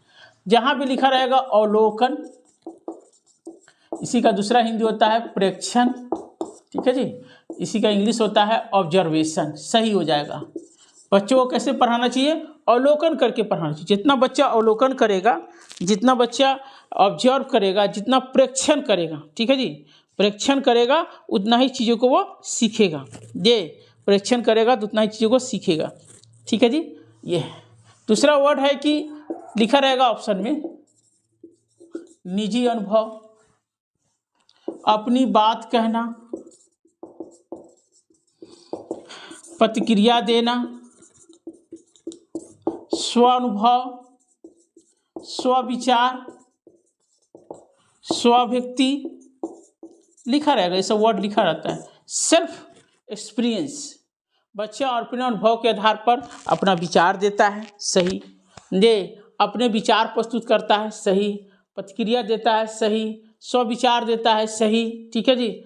और अपने निजी अपनी बात कहता है, तो सही, ठीक है। तो ये जो विचार है, मतलब देखिए, सीखने सिखाने की प्रक्रिया उद्देश्य क्या है? अपना विचार देना चाहिए, नहीं कि टीचर की बात को दोहराना चाहिए। जब बच्चा अपना चिंतन करके अपनी बात कहेगा तो उतना ही तेजी से विकास होगा ना चीज़ को लेकर, ठीक है जी। तो ये ध्यान में रखना है। ये एक वर्ड है यहाँ पर कि जहाँ पे लिखा रहेगा निष्क्रिय, मतलब पैसिव। बच्चा कैसा होना चाहिए? निष्क्रिय होना चाहिए, लिखा रहेगा, गलत हो जाएगा। बच्चा कैसा होना चाहिए? सक्रिय होना चाहिए, एक्टिव होना चाहिए। कैसा होना चाहिए? एक्टिव लर्नर होना चाहिए, सक्रिय भागीदारी वाला होना चाहिए, एक्टिव पार्टिसिपेटर होना चाहिए। जितना बच्चा एक्टिवनेस करेगा, जितना पार्टिसिपेट करेगा, उतना बच्चा सीखेगा। अगर बच्चा निष्क्रिय रहेगा, चुपचाप सुनेगा, टीचर ने जो बोला चुपचाप सुन रहा है, तो गलत हो जाएगा, ठीक है जी। ये चीज़ समझना है हमें। अगला पॉइंट हम लोग देखते हैं। ये एक जो बहुत इंपॉर्टेंट फैक्ट है, ये लिखना है, आगमन विधि, इंडक्टिव मेथड। आगमन विधि का मतलब, चलिए अगला अपने डिटेल से पढ़ाते हैं। आगमन और निगमन विधि ये बहुत इंपॉर्टेंट है, आपके परीक्षा पॉइंट ऑफ व्यू से पूछता है परीक्षा में।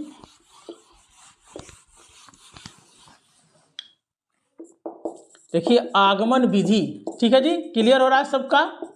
आगमन विधि का मतलब होता है उदाहरण से नियम की ओर, उदाहरण से नियम की ओर। उदाहरण क्या होता है? मूर्त होता है।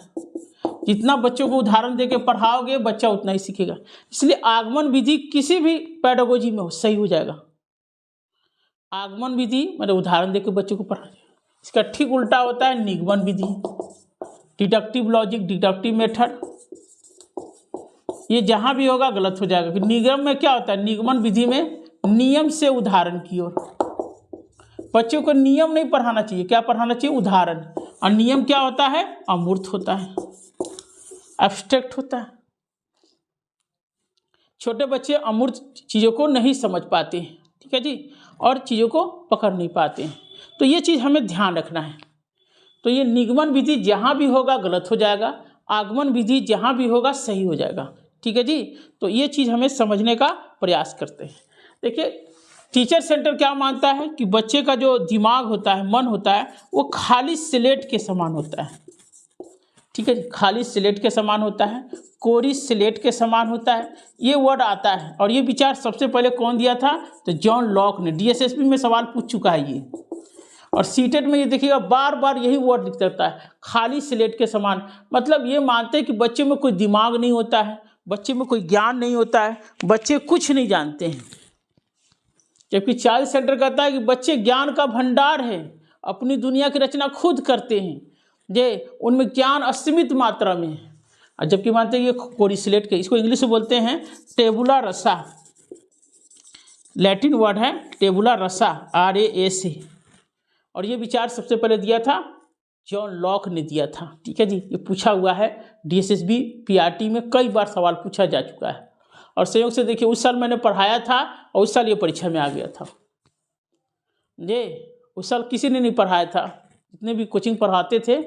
लेकिन चूँकि मेरा फिलॉसफी भी रहा है, फिलॉसफी से भी मैंने MA किया है, हिस्ट्री से भी MA किया है, तो फिलॉसफी में पढ़ना होता है, जॉन लॉक का पढ़ना होता है। और मैं जब पढ़ा रहा था चाइल्ड साइकोलॉजी, तो मुझे यूज करने का मौका मिला, मैंने बता दिया, वो आ गया वही परीक्षा में।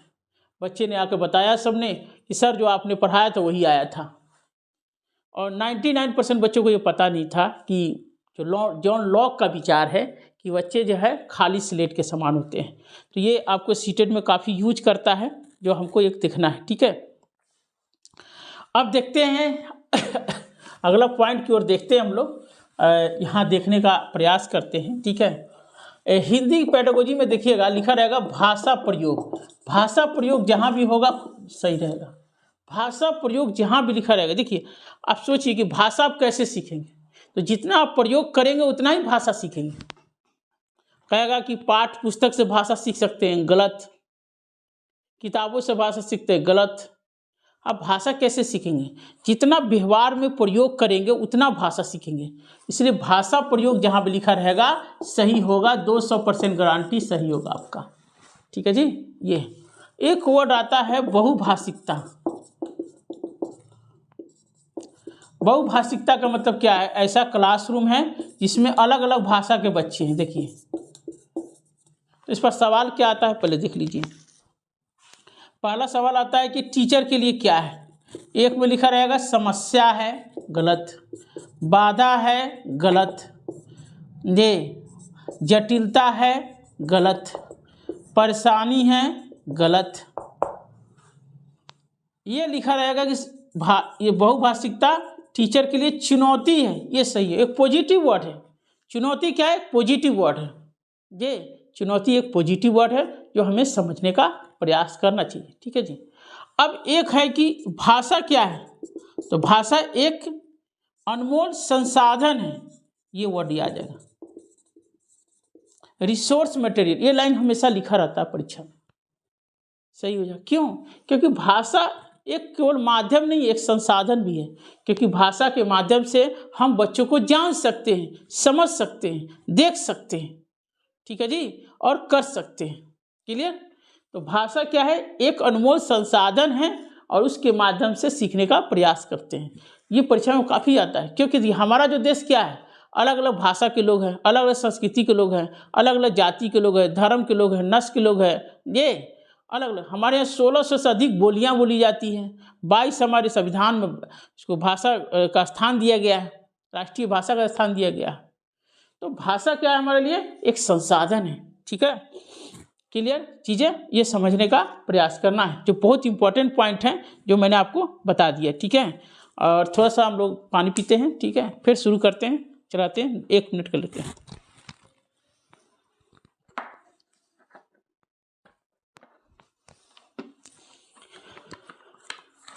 क्लियर?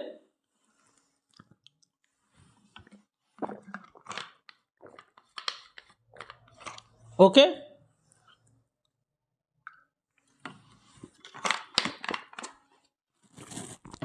आज थोड़ी लंबी क्लास हो गई, ठीक है, सॉरी इसके लिए, लेकिन बहुत काम का सवाल है आपके लिए। मैंने काफ़ी मेरा छूट गया था ये चीज़। कोचिंग पढ़ाते थे वहाँ, मैंने 3-3 घंटे में पढ़ाता था वहाँ पर। अब चूँकि मैं सरकारी जॉब में आ चुका हूँ तो पढ़ाना एक सीमा है, नहीं पढ़ा सकता, लेकिन निःशुल्क पढ़ा रहा हूँ। जो मेरे अंदर ज्ञान है, मैंने सोचा कि इस ज्ञान को फैलाया जाए ताकि आप लोगों को इससे फ़ायदा हो सके ज़्यादा से ज़्यादा, ठीक है, और चीज़ों को समझने का प्रयास करें, ठीक है जी। चलिए आगे बढ़ते हम लोग अगला पॉइंट की ओर। पॉइंट को पढ़ते हुए समझते हुए चलते हैं और देखने का प्रयास करते हैं। चलिए, लिखा रहेगा सहयोगात्मक अधिगम, लिखा रहेगा सहयोगात्मक अधिगम। ये जहाँ भी होगा सही हो जाएगा। इसका कोलैबोरेटिव लर्निंग बोलते हैं। कैसा लर्निंग होना चाहिए? कोलैबोरेट करके होना चाहिए, मतलब सबको एक साथ लेकर सहयोगात्मक तरीके से सबका विकास करते हुए अधिगम कराना चाहिए, तो ये सही होता है। दूसरा है कि अधिगम कैसे कराना चाहिए। जैसे अधिगम क्या है, पहले अधिगम पहले क्या है ये भी समझ लीजिए। अधिगम का हिंदी होता है सीखना, इंग्लिश होता है लर्निंग। अधिगम क्या है? बालक के व्यवहार में, बुद्धि में, समझ में परिवर्तन लाना। कहेगा अधिगम क्या है? बालक के व्यवहार का अध्ययन करना। अधिगम गलत है। बालक के व्यवहार का अध्ययन करना अधिगम नहीं है, सीखना नहीं है। बालक के व्यवहार में परिवर्तन लाना, उसके चिंतन में, उसके समझ में परिवर्तन लाना। जैसे मैं ही आपको पढ़ा रहा हूँ और आपके व्यवहार में अगर चेंज नहीं आया तो बेकार है। आपके चिंतन में परिवर्तन आए तो बेकार है आपके लिए, ठीक है जी। तो ये ध्यान रखना है। तो हमें अधिगम कैसे कराना चाहिए? तो सामूहिक रूप से कराना चाहिए। ग्रुप टीचिंग, सामूहिक शिक्षण, ग्रुप टीचिंग को बढ़ावा देना चाहिए। जैसे कमजोर बच्चा भी रहेगा ना, ग्रुप में पढ़ेगा तो सीख लेगा। हम लोग दिल्ली विश्वविद्यालय से, मैंने बीएड वहीं से किया है, CI central institute of education. ऐसे टीचर से पढ़िए जो CI से पढ़ा। वहाँ पर जो पढ़ाई होता है वो ग्रुप टीचिंग के माध्यम से पढ़ाई होता है। 99% पढ़ाई होता है वो ग्रुप टीचिंग के माध्यम से होता है। उसमें कमज़ोर बच्चे भी निकल जाते हैं और अच्छा, उसमें आप ग्रुप टीचिंग से क्या होता है, उसमें भी सवाल आता है बहुत सारा। आप खुद मैंने कोई पढ़ा नहीं है कि ग्रुप टीचिंग क्या होता है, लेकिन मैं आपको व्यवहार में बता रहा हूँ, जो मैंने देखा है, अनुभव किया, वही परीक्षा में रहता है। इससे क्या होता है? सोशल स्किल का विकास होता है, सामाजिक कौशल का। अब जैसे आप लड़का और लड़की है, जानते ही हैं, बहुत बच्चे होते हैं कि बहुत स्टूडेंट होते हैं, बॉयज जो होते हैं वो गर्ल्स से बात करने में कतराते हैं, गर्ल्स भी है बॉयज से। अब जब ग्रुप टीचिंग होता है तो सामाजिक संबंध अच्छा बन जाता है। कमज़ोर बच्चे, तेज बच्चे, उनका भी संबंध अच्छा बन जाता है। संज्ञानात्मक चिंतन का विकास होता है, पारस्परिक व्यवहार का विकास होता है, ठीक है जी। मतलब हर तरह का विकास होता है, बहुत अच्छा होता है। आपको कहा दिया कि अकेले गाना गाइए तो नहीं गा पाइएगा, लेकिन समूह में गाना जरूर गा दीजिएगा, ठीक है जी। आगे बढ़ते हैं। जहाँ भी लिखा रहेगा ऑडियो और वीडियो सही हो जाएगा। इसका हिंदी होता है श्रव्य और दृश्य, सही होगा। बच्चों को कैसे पढ़ाना चाहिए? Audio video teaching learning material से पढ़ाने का प्रयास करना चाहिए, ठीक है जी। तो ये ऑप्शन आपके लिए सही है, इंपॉर्टेंट है, ठीक है, लिखा रहेगा चीज़ को। चलिए अगला पॉइंट हम लोग पढ़ते हैं और समझने का प्रयास करते हैं, ठीक है।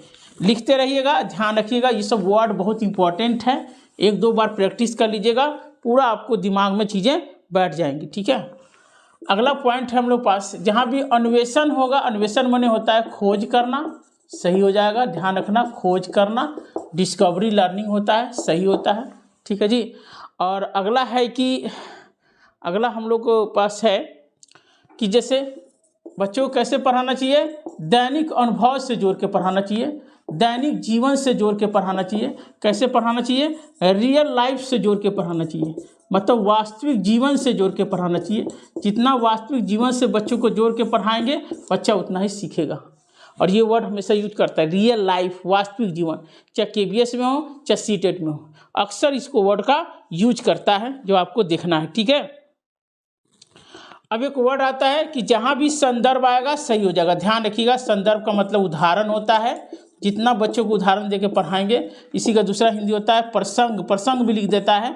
इंग्लिश होता है कॉन्टेस्ट। अब जैसे बच्चों को अगर मैं आप ही को पढ़ाऊंगा मानते हैं, और जितना मैं अलग अलग उदाहरण देके पढ़ाऊंगा आप उतना ही सीखेंगे। जितना उदाहरण देके समझाऊंगा उतना सीखेंगे आप चीज़ को। ठीक है जी। अगला वर्ड है जहाँ भी परिवेश होगा सही हो जाएगा। वातावरण होगा सही हो जाएगा। आसपास का वातावरण होगा सही हो। बच्चों को कैसे पढ़ाएंगे आप? आपके आसपास के वातावरण से जोड़ के, परिवेश से जोड़ के, समृद्ध वातावरण से जोड़ के, ये सब वर्ड होता है सही होता है। ठीक है, ये चीज़ समझना हमें। अगला वर्ड है मातृभाषा। ध्यान रखिएगा, बच्चों को कैसे पढ़ाना चाहिए, भाषा का माध्यम कैसा होना चाहिए, मातृभाषा, मदर टंग। याद रखिएगा, देखिए इसमें लिखा रहेगा मानक भाषा, जहाँ भी होगा गलत हो जाएगा। ध्यान रखिएगा चीज़ को। मानक भाषा का मतलब होता है शुद्ध भाषा, शुद्ध उच्चारण वाली भाषा।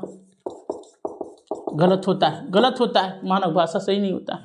हाँ, ऐसे हो सकता है कि बच्चों को पहले मातृभाषा का ज्ञान दीजिए तब मानक भाषा की ओर, पहले ही मानक भाषा का नहीं देना चाहिए। ठीक है, तो हमें पहले मातृभाषा में, तो जहाँ भी मातृभाषा होगा सही हो जाएगा। ठीक है जी। और मातृभाषा क्या होता है, प्रत्येक बालक की अपनी पहचान होता है, उसका आइडेंटिटी होता है। ठीक है जी, ये ध्यान में रखिएगा चीज़ को, बहुत इंपॉर्टेंट पॉइंट है। और बहुत सारे इंपॉर्टेंट पॉइंट आपको आने वाले हैं जो आपको समझना है चीज़ को और देखने का प्रयास करना है। ठीक है, अगला पॉइंट है कि जहाँ भी सहज होगा सही हो जाएगा। सहज का मतलब होता है स्वाभाविक, स्वाभाविक का मतलब होता है नेचुरल। कैसे बच्चों को पढ़ाना चाहिए, नेचुरल तरीके से पढ़ाना चाहिए, स्वाभाविक तरीके से पढ़ाना चाहिए, सहज तरीके से पढ़ाना चाहिए। इसी का दूसरा हिंदी होता है नैसर्गिक तरीके से पढ़ाना चाहिए। इसका मतलब होता है जो बच्चों को बलपूर्वक नहीं, जोर जबरदस्ती नहीं पढ़ाना चाहिए, पढ़ो ही पढ़ो ही। ठीक है जी, ऐसे नहीं, बच्चे के अंदर वो भावना विकसित करना चाहिए ताकि बच्चे पढ़ने के लिए प्रेरित हो। ठीक है जी, नेचुरल तरीके से पढ़ाना चाहिए। ठीक है, अगला पॉइंट है कि बच्चों को आत्मविश्वास को बढ़ावा देना चाहिए। अगर ये आत्मविश्वास वर्ड दिया हुआ है तो सही हो जाएगा। ध्यान रखिएगा, बहुत इंपॉर्टेंट वर्ड है, ये बहुत इंपॉर्टेंट वर्ड है। ठीक है, तो ये चीज़ समझना है। ठीक है, अब आते हैं थोड़ा सा इधर हम लोग देख लेते हैं। यहाँ इधर देखते हैं हम लोग वर्ड को, ये वर्ड दिया हुआ है। देखिए, व्याकरण जहाँ भी होगा गलत हो जाएगा। ध्यान रखिएगा, व्याकरण में क्या होता है, नियम होते हैं, और नियम जो होते हैं अमूर्त होते हैं। व्याकरण, बच्चे व्याकरण क्यों नहीं समझते, क्योंकि उसमें नियम होता है बहुत सारा, और छोटे बच्चे नियम को नहीं समझ पाते क्योंकि अमूर्त होते हैं। हाँ, अगर आप संदर्भ में व्याकरण पढ़ाना चाहते हैं तो सही है। संदर्भ का मतलब होता है उदाहरण देकर। परीक्षा में लिखा रहेगा संदर्भ में व्याकरण तो सही हो जाएगा। क्यों? क्योंकि हम बच्चों को उदाहरण दे दे के पढ़ाते हैं। जैसे कोई पाठ है, उसमें अगर रमेश, तो हम पाठ को संदर्भ में देकर पढ़ा सकते हैं कि रमेश क्या है, एक संज्ञा है, नाम है, संज्ञा है। और ऐसे आप पढ़ाते रहिए संज्ञा क्या है, किसी वस्तु, नाम, ये वो नहीं होगा, इसलिए बच्चों को नहीं आता है। ठीक है, ठीक है, तो ये चीज़ समझना है जो हमें पढ़ना है। ठीक है, अगला जो पॉइंट है जो हम लोग को देखना है, ये देखिए, जहाँ भी लिखा रहेगा अनुशासन, बहुत इंपॉर्टेंट शब्द है। अनुशासन जहाँ भी होगा गलत हो जाएगा। अनुशासन का मतलब होता है नियंत्रण, बच्चों को नियंत्रित करके पढ़ाना चाहिए, गलत है ये।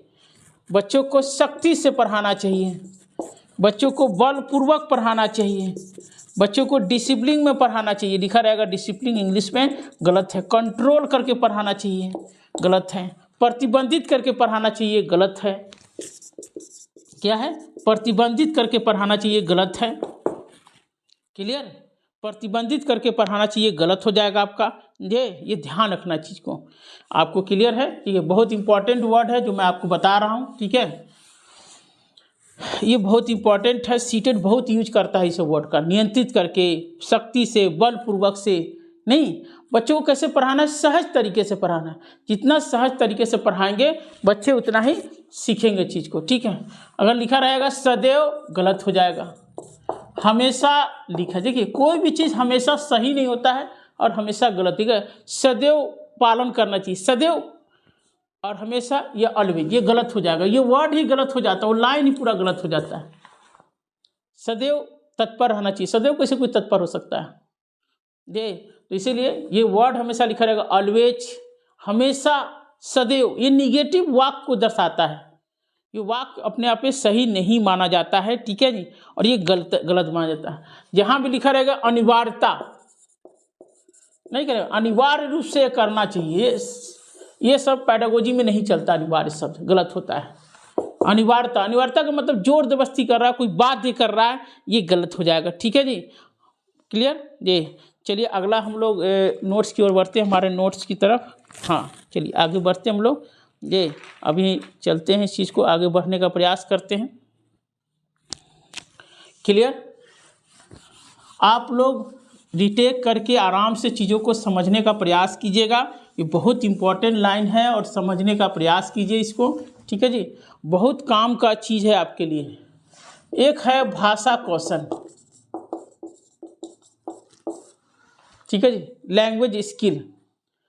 भाषा कौशल कितने होते हैं, तो 4 होते हैं, सब लोग जानते होंगे, LSRW। लिसनिंग मतलब सुनना, स्पीकिंग माने बोलना, रीडिंग माने पढ़ना, राइटिंग माने लिखना। लिखा आता है, हमेशा परीक्षा में सवाल आते रहता है, ठीक है। भाषा कौशल 2 तरह से होते हैं, अभिव्यक्ति कौशल होता है, इस पर भी सवाल आता है, और ग्रहणात्मक कौशल होता है, ग्रहणात्मक कौशल होता है। अभिव्यक्ति कौशल, अभिव्यक्त करना, कैसे अभिव्यक्त करिएगा, इसी में से न करिएगा, जैसे बोलना, बोल कर करते हैं और लिख कर करते हैं, ये आता है परीक्षा में लिखना। कहेगा अभिव्यक्ति कौशल कौन होता है, तो बोलना और लिखना। ग्रहण किससे करते हैं, सुनकर और पढ़कर, ऐसा आता है हमेशा सवाल परीक्षा में, लिख लीजिए, बहुत इंपॉर्टेंट है, हमेशा आता है परीक्षा में सवाल ये। अगला पॉइंट ये है, इसी में आएगा कि ये चारों कौशल क्या है, तो ये हमेशा परीक्षा में सवाल आता है, जो मैंने आपको वीडियो भी शायद बनाया है इस पर शायद मैंने, ठीक है। ये चारों कौशल क्या है, तो ये चारों कौशल अंतर संबंधित हैं, मतलब इंटर रिलेशनशिप है। ये चारों कौशल एक दूसरे से जुड़े हुए हैं, ये अलग अलग नहीं है। परीक्षा में लिखा रहेगा अलग अलग होते हैं, गलत है। ये चारों कौशल अंतर संबंधित होते हैं, इंटर रिलेशनशिप होते हैं। दूसरा, ये चारों कौशल एक साथ सीखे जाते हैं। क्या सीखे जाते हैं, एक साथ, ये ना कि क्रम से, ध्यान रखिएगा, क्या है, क्रम से, न कि क्रम से, न कि क्रम से, ध्यान रखना चीज को। ये 2 पॉइंट बहुत इंपॉर्टेंट है, इसको ध्यान में रखिएगा। मेरे से 4 या 5 सवाल हमेशा परीक्षा में पूछता, 4 या 5 सवाल हर साल, हीटेड सवाल है, एकदम हीटेड आपको पॉइंट है, ठीक है जी। चलिए अगला पॉइंट हम लोग बढ़ते हैं और अगले पॉइंट की ओर देखने का प्रयास करते हैं हम लोग ये, और समझने का प्रयास करते हैं, ठीक है। और अगला पॉइंट है हमारे पास, एक वर्ड है बहुत इंपॉर्टेंट है, निदानात्मक और उपचारात्मक प्रक्रिया। निदानात्मक मतलब होता है समस्या के कारणों की पहचान करना, उपचारात्मक मतलब होता है समाधान करना। ये दोनों चीज़ एक दूसरे से जुड़ा हुआ है और ये बहुत पूछता है परीक्षा में। निदानात्मक का इंग्लिश होता है डायग्नोस्टिक और उपचारात्मक मतलब होता है रेमेडियल, ठीक है जी, इंग्लिश याद रखिएगा। डायग्नोस्टिक होता है और इसका होता है रेमेडियल, समस्या के कारणों की पहचान। ये वर्ड हमेशा आता है, इस पर भी 4-5 सवाल हमेशा आते हैं परीक्षा में, जो आपको देखना है, ठीक है जी। सवाल को इम्पोर्टेंट है जो आपको क्लियर करना है, ठीक है। अगला जो वर्ड है ये जो अगला वर्ड है हमारे सामने वो है ब्रेन स्टॉर्मिंग। ये वर्ड जहाँ भी होगा सही हो जाएगा, ब्रेन स्टॉर्मिंग, मानसिक उद्वेलन लिखा रहता है, इंग्लिश तो हिंदी तो ऐसे ही है। ब्रेन स्टॉर्मिंग और जहाँ भी होगा सही हो जाएगा, ध्यान रखिए। इसका मतलब होता है बालक जो चिंतन करके, मनन करके, विश्लेषण करके, संश्लेषण करके चीज़ों को सीखता है। तो ये बहुत इंपॉर्टेंट लाइन है जो हमें समझना है इस चीज़ को, ठीक है। आपको ये क्लियर होना चाहिए। अगला जो पॉइंट है वो हम लोग सीखने का प्रयास करेंगे, ठीक है। एक सवाल हमेशा आता है इसमें, रियल लाइफ हो गया, ठीक है। और अगला पॉइंट हम लोग पढ़ते हैं, बहुत इंपॉर्टेंट पॉइंट पढ़ा देते हैं ताकि आपके काम का चीज़ हो जाए इस पर, ठीक है जी। एक है ब्लूम। ब्लूम सीटेड को मानता है, सीटेड ब्लूम को स्वीकार करता है और ब्लूम के अनुसार सीखने के 3 क्षेत्र हैं। बहुत इंपॉर्टेंट पूछेगा परीक्षा में कि सीखने के कितने क्षेत्र होते हैं, तो ब्लूम वाली जो अवधारणा है ना उसको स्वीकार करता है। एक आता है संज्ञानात्मक क्षेत्र, इसे कॉग्निटिव क्षेत्र बोलते हैं। दूसरा होता है भावनात्मक क्षेत्र, इसे अफेक्टिव डोमेन कहते हैं, ठीक है। इसको तो कॉग्निटिव बोलते हैं, जानते होंगे आप लोग, ठीक है। और तीसरा होता है मनोगत्यात्मक क्षेत्र, साइको मोटर डोमेन बोलते हैं इसको, साइको मोटर डोमेन। बहुत इंपॉर्टेंट है। केबीएस का तो रामबाण है, सीटेट का तो रामबाण है, ब्रह्मास्त्र है, तो पूछता ही पूछता है। इसमें हम लोग क्या करते हैं, चिंतन का विकास होता है, इसमें क्या करते हैं, भावना का विकास होता है, और इसमें वाला क्या करता है, ज्ञानेंद्रियां और कर्मेंद्रियां, हाथ और पैर का, हाथ पैर आँख कान नाक जीवा त्वचा और हाथ और पैर का विकास होता है। बहुत इंपॉर्टेंट है, जो हमें समझना है चीज़ को। क्लियर चीज़ें बहुत इंपॉर्टेंट है, मैंने बता दिया आपको, ये परीक्षा में पूछता है बहुत। ऐसे भी ब्लूम पढ़ के जाइएगा, और ये संज्ञानात्मक क्षेत्र का जो प्रकार है उसको भी पढ़ के जाइएगा, बहुत इंपॉर्टेंट है। इसलिए मैंने पढ़ा दिया कि ब्लूम का थ्योरी आपके लिए बहुत इंपॉर्टेंट है, ठीक है जी। और सीटेड इसको मानता है। जब भी पूछेगा सीखने का क्षेत्र, तो 3 ही क्षेत्र देखिएगा, और 3 क्षेत्र में जो आएगा लिखा रहेगा आध्यात्मिक क्षेत्र, अनुभविक क्षेत्र, नहीं, कुछ सही नहीं है। ब्लूम का जो अवधारणा है वही सही है और वही समझना है। एक सवाल आता है कि प्रश्न क्या है, एक सवाल पूछता है, क्वेश्चन कैसे होते हैं। तो क्वेश्चन 2 ही तरह के होते हैं, बंद अंत वाले और एक मुक्त अंत वाले। ये इतना सवाल पूछता है कि सीटेट जो है पगला गया इस पर। इसका एक ही उत्तर होता है और इसमें अनेक उत्तर होते हैं, बस इतने समझिए। पूछ दिया जाए यदि पेट्रोल और डीजल खत्म हो जाए तो क्या होगा, इसके कितने उत्तर आएंगे, 1 से अधिक उत्तर आएंगे। अगर पूछ दिया कि ताजमहल कहाँ स्थित है, एक ही आंसर आएगा, बंद अंत वाले। जितना भी फैक्चुअल सवाल होते हैं सब अंत अंत वाले होते हैं, पूछता है परीक्षा में। ये पूछेगा कौन सा अच्छा प्रश्न होता है, तो ये मुक्त अंत वाले, इसको सीटेट स्वीकार करता है, ये वाला सीटेट स्वीकार करता है, इसको नहीं स्वीकार करता है। तो ये ध्यान रखिएगा, ठीक है जी। अब थोड़ा सा आते हैं टीचर सेंटर में आते हैं, जो गलत होता है। टीचर सेंटर को ज़रा देख लेते हैं, जो इम्पोर्टेंट लाइन है। ये आप लोग भी चीज़ों को एकदम धैर्य लगा के पढ़िए, यही असली चीज़ है ये। और मेरा यही कोशिश है कि सीटेट में सारे बच्चे पास हो, कोई भी बच्चा फेल ना हो, सारे बच्चे पास हो। देखिए पहला पॉइंट क्या है, जहाँ भी शुद्ध उच्चारण होगा गलत हो जाएगा। शुद्ध उच्चारण जहाँ भी होगा गलत हो जाएगा। लिखा रहेगा शुद्ध बोलना चाहिए, गलत है। शुद्ध लिखना चाहिए, गलत है। क्योंकि आपकी जिस क्लास के बच्चों को पढ़ाने जा रहे हैं 1 से 5, 6 से 8, वो बच्चा न शुद्ध लिखेगा, न शुद्ध बोल सकता है, न शुद्ध उच्चारण, तो इस पर हमें बल नहीं देना चाहिए, ठीक है जी। अगला एक वर्ड आता है सहानुभूति। सीटेट को बहुत चीड़ है इस वर्ड से। दया, अंक में छूट दे देना चाहिए। जैसे कोई बच्चा कोई मतलब जो है विकलांग बालक है, या कोई गर्ल्स है, चाहे कोई पिछड़ा बालक है, चाहे वंचित बालक, तो हम उसके प्रति सहानुभूति रखते हैं, दया रखते हैं, अंक में गलत। क्यों गलत मानता है? क्योंकि हमें दया नहीं करना है, उसको सीखने सिखाने की प्रक्रिया से उसके प्रति हमें क्या करना चाहिए। एक वर्ड आता है इधर समानुभूति, इंग्लिश होता है इम्पैथी। इम्पैथी वर्ड बहुत इंपॉर्टेंट है, ध्यान रखिए। समानुभूति इसका मतलब होता है उसके कारणों को समझना, उसकी भावनाओं को समझना, न कि उस पर दया कर देना। देखिए दया शब्द होगा गलत हो जाएगा, सहानुभूति होगा गलत होगा, अंक में छूट देना गलत होगा, ये चाहे उदार व्यवहार ये भी गलत होगा। कोई बच्चा ब्लाइंड है उसके प्रति उदार व्यवहार नहीं। अब ऐसे बच्चे जो होते हैं, अब उनको उदारता नहीं चाहिए, उनको अधिकार चाहिए। क्या चाहिए? अधिकार चाहिए। अब कहते हैं मुझे अधिकार चाहिए, उदारता नहीं चाहिए। मुझे भीख नहीं चाहिए, मुझे अधिकार चाहिए। अब उनका ये कहना है, ठीक है जी। अगला जो पॉइंट है हमें जो समझना है, ठीक है, वो है लिखा रहेगा कि सीखने की प्रक्रिया में आनंद लेने के लिए पढ़ते हैं, मनोरंजन लेने के लिए पढ़ते हैं, ठीक है जी, मज़ा लेने के लिए पढ़ते हैं, आमोद प्रमोद लेने के लिए पढ़ते हैं, फन गलत है। जहाँ भी ये सब शब्द लिखा रहेगा गलत हो जाएगा आपका। मज़ा लेने के लिए नहीं, मनोरंजन करने के लिए नहीं, और काम करने के लिए नहीं, ठीक है जी। तो इस चीज़ को देखने का प्रयास करना है, इस चीज़ को, ठीक है, ठीक है, चल रहा है, ठीक है ना जी, क्लियर है। तो ये चीज़ है। अगला शब्द आता है परिभाषा, जहाँ भी होगा गलत हो जाएगा। तकनीक शब्द लिखा रहेगा, तकनीकी शब्द का प्रयोग करना चाहिए, गलत है जी। वैज्ञानिक शब्द का प्रयोग लिखा रहेगा, गलत हो जाएगा। क्यों? ये सब क्या होते हैं? ये सब नियम होते हैं, और नियम क्या होता है? अमूर्त होता है, जो छोटा बच्चा नहीं समझता है।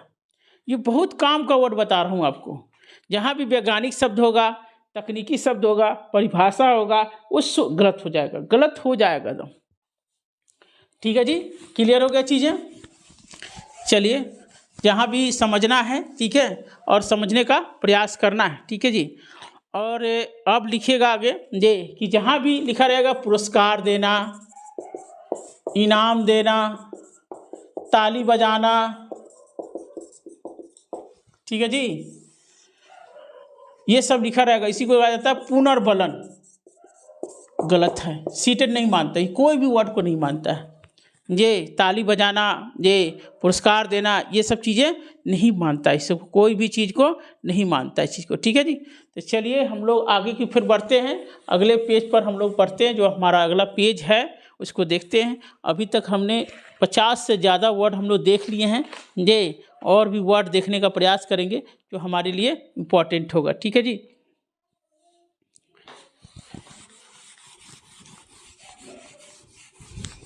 बहुत इम्पॉर्टेंट चीज़ है जो आपको समझने का प्रयास करना है। और ये कैसे पढ़ाना है? देखिए, बच्चों को स्थानीय से वैश्विक पढ़ाना है, मतलब जो आसपास की दुनिया है उससे जोड़कर बच्चों को पढ़ाने का प्रयास करना है चीज़ को, ठीक है नहीं, इस तरह बच्चों को पढ़ाने का प्रयास करना है। अगला हम लोग वर्ड है जो हम लोग देखते हैं ये, और जो है ये है बच्चों को कैसे पढ़ाना चाहिए? क्षेत्र भ्रमण से पढ़ाना चाहिए, क्षेत्र भ्रमण विधि से पढ़ाना चाहिए। जितना आसपास की दुनिया से बच्चों को जोड़ेंगे उतना बच्चों को पढ़ाना चाहिए। एक वर्ड आता है कि भाषा एक नियमबद्ध व्यवस्था है। ये एक वर्ड आता है, ये देखिएगा, भाषा एक नियमबद्ध व्यवस्था है। हर भाषा की अपनी एक संरचना होती है, हर भाषा का अपना एक स्ट्रक्चर होता है। चाहे अंग्रेजी सीखने चाहिए, चाहे हिंदी सीखने चाहिए, जब तक स्ट्रक्चर नहीं होगा आप भाषा नहीं सीख सकते हैं, ठीक है जी। आप भाषा नहीं सीख सकते हैं, ध्यान रखना चीज़ को। ये तो ये चीज़ हमें समझना है और बात करना है हम लोग इस तरह से, ठीक है। एक जो हम लोग पढ़ना है वेन हीले, जो मैथ में काफ़ी पूछता है, वेन हीले का सिद्धांत है, ठीक है जी। ध्यान रखिएगा, वेन हीले ने जो दिया था, ठीक है, level 0, level 1, level 2, level 3, level 4। इसमें आता है प्रत्यक्षीकरण, विजुअलाइजेशन, इसमें आता है विश्लेषण, इसमें आता है अनौपचारिक निगमन,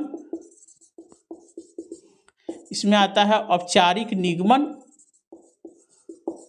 और 5वां में आता है दृढ़ता। हमेशा जो ये पैडागोजी यही है, पैडागोजी प्रत्यक्षीकरण। मैथ में हमेशा सवाल आता है बच्चों को कैसे पढ़ाना चाहिए, तो प्रत्यक्ष करके पढ़ाना चाहिए। अलग अलग जो है दिखाइएगा, तो त्रिभुज होगा, चतुर्भुज होगा, आयत होगा, वर्ग होगा, इस तरह के चित्र दिखाकर बच्चों को पढ़ाना चाहिए। एक्चुअली में ये पढ़ाते हैं ज्यामिति के लिए, ज्यामिति के लिए वेन हीलो जिंदाबाद है बस। और ये हमेशा सवाल पूछता है, क्रम पूछता और हमेशा जो सबसे जो पहला स्टेज है यही पूछता है कि वेन हीले का पहला स्टेज कौन सा है, तो प्रत्यक्षीकरण। बच्चों को कैसे पढ़ाना चाहिए? प्रत्यक्षीकरण से पढ़ाना चाहिए, ठीक है उधर, ठीक है जी। तो ये चीज़ समझने का प्रयास करना चाहिए। वेन हीले के अनुसार हो गया। चलिए अब थोड़ा सा टीचर सेंटर में आते लिखा रहेगा कि हम लोग पढ़ाते क्यों हैं? शिक्षण की एक रास्ता, को तोड़ने के लिए, गलत। शिक्षण की जो एक रास्ता है, मतलब एक ही तरह से पढ़ा रहे उसमें तोड़ने के लिए नहीं। हम कोई भी चीज़ पढ़ाते हैं एक रास्ता को तोड़ने के लिए नहीं, सीखने सिखाने की प्रक्रिया को बढ़ावा देने के लिए। एक आता है वर्ड कि प्रश्न का उत्तर लिखना, गलत हो जाएगा। प्रश्न का उत्तर लिखना गलत हो, क्योंकि बच्चे में चिंतन का विकास नहीं हो। बच्चा प्रश्न का उत्तर देखेगा और लिख देगा, लेकिन इसमें चिंतन का विकास नहीं होगा, इसलिए गलत है। ठीक है जी। एक लिखा रहता है शब्द की शब्दशः लिखना, गलत। हूबहू उतारना, गलत। हमें हूबहू नहीं लिखना चाहिए, शब्दशः नहीं लिखना चाहिए ये, बल्कि चिंतन करके लिखना चाहिए। ठीक है जी। चिंतन करके जितना आप लिखेंगे ये। हमें बच्चों को पढ़ाते समय ध्यान रखना है। ठीक है जी। भय नहीं पैदा करना है, तनाव नहीं पैदा करना है, परीक्षा परिणाम के लिए नहीं पढ़ना है कि हमें परिणाम में परीक्षा में टॉप करना है, इसके लिए नहीं पढ़ना है। भय तनाव डर के लिए नहीं पढ़ना है। ठीक है जी। ये चीज़ है, तो ये ध्यान में रखना है कि वेन जो है आपको ये पैडागोजी है जो मैंने आपको बताया ये, और देखने का प्रयास किया आपको। ठीक है जी। और ये समझने का प्रयास किया। अगला जो पॉइंट है जो हम लोग को देखने का प्रयास करना चाहिए ये, जैसे प्रश्न कैसे होने चाहिए। इस पर सवाल बहुत आता है परीक्षा में। प्रश्न कैसे होना चाहिए? प्रश्न चिंतन को बढ़ावा देने वाला होना चाहिए, डाइवर्जेंट होना चाहिए, मतलब अपसारी होना चाहिए। डाइवर्जेंट का मतलब एक कई तरह के विचार को पैदा करने वाला होना चाहिए। ऐसे ही ना होना चाहिए, प्रश्न तो ऐसे ही होना चाहिए। कल्पनाशीलता को बढ़ावा देने वाला होना चाहिए। ठीक है जी। चिंतन को बढ़ावा दे, कल्पनाशीलता को बढ़ावा दे, ठीक है, उसके मानसिक चिंतन को बढ़ावा दे, इस तरह के प्रश्न होने चाहिए। ठीक है, न कि रटने वाला प्रश्न नहीं होना चाहिए, याद करने वाला प्रश्न नहीं होना चाहिए, फैक्चुअल पेपर नहीं होना चाहिए। ठीक है जी। ये एक से अधिक उसमें चिंतन का विकास हो, इस तरह का प्रश्न होना चाहिए। ठीक है जी, जो हमें देखना है। ठीक है, और एक पॉइंट इसमें बहुत इंपॉर्टेंट पॉइंट है जो देखना है, हस्तपरक गतिविधि, हैंड्स एक्टिविटी जिसको बोलते हैं हैंड्स एक्टिविटी। ये क्या है? लर्निंग बाय डूइंग है, करके सीखना। करके सीखना, बच्चों को जितना करके सीखने पर बल देना चाहिए उतना उसका विकास होगा। ठीक है जी। तो इस तरह से हम लोग देखने का प्रयास करते हैं और ये काम करते हैं। ठीक है जी। लिखा रहता है कि लचीलापन, फ्लेक्सिबल, टीचर को कैसा होना चाहिए? फ्लेक्सिबल होना चाहिए, लचीलापन होना चाहिए। परिवेश कैसा होना चाहिए? लचीलापन होना चाहिए। ये वर्ड जहाँ भी होगा सही हो जाएगा, ध्यान में रखिएगा। लचीलापन वर्ड जो है बहुत ही इम्पोर्टेंट है, ये ध्यान रखना चीज़ को। ठीक है, बहुत इम्पोर्टेंट वर्ड है लचीलापन, ये जो इम्पोर्टेंट है, बहुत इम्पोर्टेंट है। ठीक है जी। अगला जो वर्ड है आपको देखने का प्रयास करना चाहिए वो है आपको विषय वस्तु। रोचक विषय वस्तु होना चाहिए, रोचक होना चाहिए, रुचिकर विषय वस्तु होना चाहिए। अगर लिखा रहे तो इम्पोर्टेंट है, क्योंकि बच्चों को रोचक होना चाहिए, बच्चों के अनुसार होना चाहिए, बच्चों की क्षमता के अनुसार होना चाहिए, बच्चों के परिवेश के अनुसार होना चाहिए। ठीक है जी, बच्चों के पृष्ठभूमि के अनुसार होना चाहिए, जैसा हो उसी के अनुसार होना चाहिए। एक बहुत इंपॉर्टेंट फैक्ट है, बाल साहित्य। जहाँ भी बाल साहित्य होगा सही हो जाएगा। बाल साहित्य का मतलब बालक के मनोविज्ञान के अनुसार साहित्य होना चाहिए, जो इम्पोर्टेंट है, जो मतलब बहुत इम्पोर्टेंट लाइन है, जो आपको समझने का प्रयास करना चाहिए। चित्रात्मक हो गया ये। एक है कि कैसा होना चाहिए, तो चित्रात्मक शैली। छोटे बच्चों को पढ़ाते समय ध्यान रखना है कि पिक्टोरियल जो एक्सप्रेशन होना चाहिए, पिक्चर दिखा के, ताकि पिक्चर जितना बच्चे देखेंगे और चीज़ों को उतना ही समझने का प्रयास करेंगे। ठीक है जी, ये ध्यान में रखना है ये। और हमें जो है काफ़ी कुछ हमने बता दिया आपको। ठीक है, काफ़ी कुछ बताने का प्रयास किया हमने। ये कैसे बच्चों को पढ़ाना चाहिए? पूछताछ से, इंक्वायरी करके पढ़ाना चाहिए। जितना बच्चा पूछताछ करेगा उतना चीज़ों को सीखेगा। पूछताछ विधि होता है ये, जितना इंक्वायरी करेगा, जितना सर्वे करेगा, जितना बातचीत करेगा, उतना चीज़ों को समझने का प्रयास करेगा। एक इसमें एक पॉइंट आता है जो हमें समझना है। ठीक है, जो क्लियर है। एक है चिंतन। चिंतन दो तरह से होता है, एक निम्न स्तर का होता है, उच्च स्तर। इस पर सवाल बहुत आता है। निम्न स्तर का मतलब वही होता है बंद अंत वाले प्रश्न, जिसमें दिमाग कम लगता है, जिसमें चिंतन कम करते हैं, ये है। उच्च स्तर में जिसमें चिंतन बहुत उच्च होता है। ये यदि क्या होगा जब पेट्रोल और डीजल खत्म हो जाए, क्या होगा जब कोरोना समाप्त नहीं हुआ, क्या होगा जब फिर से कोरोना आ जाए, तो इसके कई जवाब हो सकते हैं। क्या होगा जब कोरोना समाप्त ना हो, ठीक है जी। और इसमें क्या है ये कि फैक्चुअल प्रश्न जितने भी आते हैं सब बंद उत्तर वाले निम्न स्तर। पूछेगा कि कौन सा प्रश्न निम्न स्तर का है, तो जिसका जवाब एक ही मिले निम्न, जैसे ताजमहल कहाँ स्थित है, तो चिंतन तो एक ही लग रहा है, तो बंद अंत वाले चिंतन हो गए, ठीक है जी। तो ये चीज़ हमें समझने का प्रयास करना है, जो हमें समझ लिया, ठीक है। एक वर्ड आता है विकास, क्या है, तो लिखा रहेगा आनुवांशिकता, हमेशा आता है परीक्षा में, गुना वातावरण। ये केबीएस में भी और सीटेट का बहुत फेवरेट सवाल है, बहुत बार सवाल पूछा है ये आनुवांशिकता। याद रखिएगा, एक विकास में आनुवांशिकता की उतनी ही भूमिका होती है जितना विकास की भूमिका होती है, ठीक है। दोनों की भूमिका 100% है, 50-50% नहीं होता है, ध्यान रखिएगा चीज़ को। और ये सवाल हमेशा आता है, जो आपको देखने का प्रयास करना है, ठीक है जी। हमने काफ़ी वर्ड आपको समझाने का प्रयास किया, ठीक है जी। अब क्लास समाप्ति की ओर है आपका, और मैं आपसे यही कहना चाहूँगा कि चाहे केंद्रीय विद्यालय हो, चाहे सीटेट हो, चाहे एनबीएस हो, चाहे पीआरटी हो, चाहे टीजीटी हो, चाहे पीजीटी, ठीक है, जो भी पैडागोजी के सवाल आते हैं, आप ये जो वीडियो है आपके लिए एक ब्रह्मास्त्र है आपके लिए, ठीक है जी। और इस वीडियो को आप देखिए, और ये मैंने कोई आज नहीं पढ़ा रहा हूँ, मैं 2011 से पढ़ा रहा हूँ, और मेरे पास जो अनुभव है मैंने आपको दिया, ठीक है। और मैंने बहुत सारे बच्चे हमारे टीजीटी में, पीआरटी में, केबीएस में बहुत सारे बच्चे सिलेक्ट हुए हैं, और मैंने इसी सब ब्रह्मास्त्र का यूज करके बच्चों को पढ़ाया। और ये चीज़ मैंने कहाँ से सीखा, मैंने आपको सीआई से सीखा, मैंने वहीं से सीखा इस चीज़ को। और काफ़ी, और यूपीएससी के थ्रू मैंने तैयारी किया है, तो इसी तरह गहराई से चीज़ों को समझने का प्रयास किया, तो समझ में आया, ठीक है। ये वीडियो आपके लिए काफ़ी फ़ायदे होगा, और इस वीडियो को अपने जितने भी साथी हैं जो बीएड कर रहे हैं, डाइट कर रहे हैं, उनके लिए बहुत ब्रह्मास्त्र का काम करेगा, उनके लिए बहुत चीज़ों को जल्दी समझने में फ़ायदा होगा, और आप एक अच्छे टीचर बनकर तैयार होंगे, ठीक है।